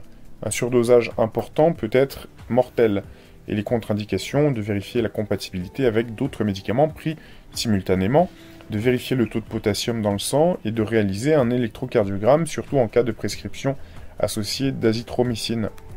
On observe une désinformation surprenante sur la toxicité de la chloroquine et de l'hydroxychloroquine. La première victime américaine médiatisée avait avalé un produit pour nettoyer son aquarium car ce produit contenait de la chloroquine. Il semble que quelques cas graves de troubles du rythme cardiaque aient été rapportés depuis le début de l'épidémie. J'ai pu, avec mes collaborateurs, constater dans mon service quelques cas d'anomalie de l'électrocardiogramme ou d'atteinte cardiaque plus marquée due au coronavirus, alors que les malades n'avaient pris ni hydroxychloroquine ni azithromycine.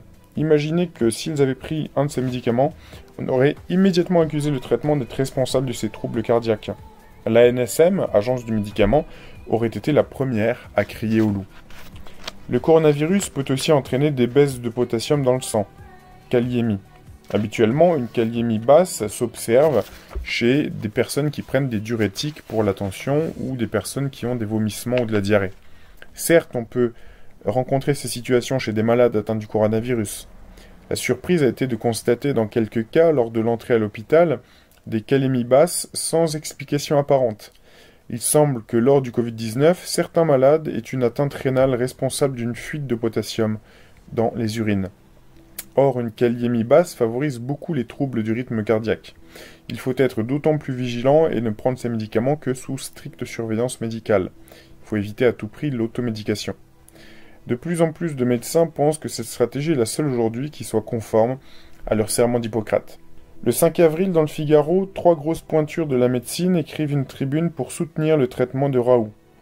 Il s'agit du professeur Fabien Calvo, ancien directeur scientifique de l'Institut national du cancer, du professeur Jean-Lucas Rousseau, ancien président de la Haute Autorité de Santé, et du professeur Dominique Marianinki, ancien directeur général de l'ANSM, agence du médicament. Depuis le début de l'épidémie en France, on peut observer les chiffres officiels publiés tous les jours par Santé publique France. Les chiffres parlent d'eux-mêmes. Si on regarde le nombre quotidien de personnes qui sortent de l'hôpital, on peut comparer par région ceux qui sortent de l'hôpital, les pieds devant, et ceux qui sortent sur leurs pieds et rentrent à leur domicile. Ça énerve les pieds nickelés de l'intelligentsia scientifique parisienne. Il n'y a pas photo, les hospitalisés meurent beaucoup moins à Marseille qu'à Paris. L'équipe du professeur Raoult a démontré jour après jour, avec une logique implacable, le bien fondé de son action.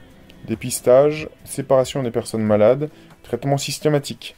Le traitement, l'association hydroxychloroquine-azithromycine a été commencé le plus rapidement possible pour les formes moyennement sévères de Covid-19. Son étude sur plus de 1000 patients, dont près de 65,7% avaient une pneumonie documentée par un scanner, montre une excellente tolérance du traitement, sans problème cardiaque et une excellente efficacité. Dans le groupe de personnes le plus à risque, le taux de guérison a été de 98,7%.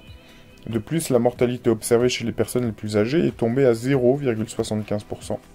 Ce résultat est magnifique quand on observe sur les chiffres de Santé publique France que pour les personnes de plus de 70 ans hospitalisées pour le Covid-19, la mortalité peut atteindre 30%, voire 50%. Autre intérêt, on observe avec le traitement hydroxychloroquine-azithromycine une disparition plus rapide du virus par rapport aux données historiques chinoises. On voit ainsi que ce traitement, de par son impact sur la durée de la période de contagion, contribue à freiner la propagation de la maladie. Cher Gaulois, le chef Verrantorix interdit pourtant la redistribution de la potion magique du druide Raoultix. Connaît-il les principes fondamentaux qu'il faudra graver en lettres d'or sur le mur du ministère? Mieux vaut une bonne autopsie qu'un traitement sans preuve? Ou bien mieux vaut mourir sans prendre de risque de guérir avec des méthodes non encore certifiées? Ça m'a rappelé un dessin qui a circulé où on voit deux individus en haut d'une falaise en train de regarder un homme qui se noie et qui appelle au secours. L'un des deux tient une bouée à la main sans bouger. Son ami lui demande « Pourquoi ne jettes-tu pas la bouée ?» Il répond « Je ne suis pas sûr qu'elle soit homologuée. » Voilà, je crois que tout est dit sur la gestion de l'hydroxychloroquine en France. On a été aussi bon que pour les masques, les tests et le dépistage. Au prix du cachet, une grosse commande n'aurait pas ruiné le pays. Pas assez cher, pensent peut-être certains. Surtout ces grands experts qui aimeraient associer leur nom à la découverte d'un nouveau médicament miracle plutôt que d'utiliser ce vieux machin qu'est la chloroquine. Pas assez chic. Pendant ce temps, début mai, la France bat le record du monde de la létalité due au coronavirus. Et l'Hexagone est le seul pays du monde à interdire la prescription d'hydroxychloroquine, sauf pour les mourants. Cherchez l'erreur. Une histoire d'ego?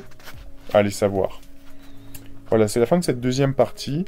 Je vous dis à très bientôt pour la partie Scandale 7, certains savaient.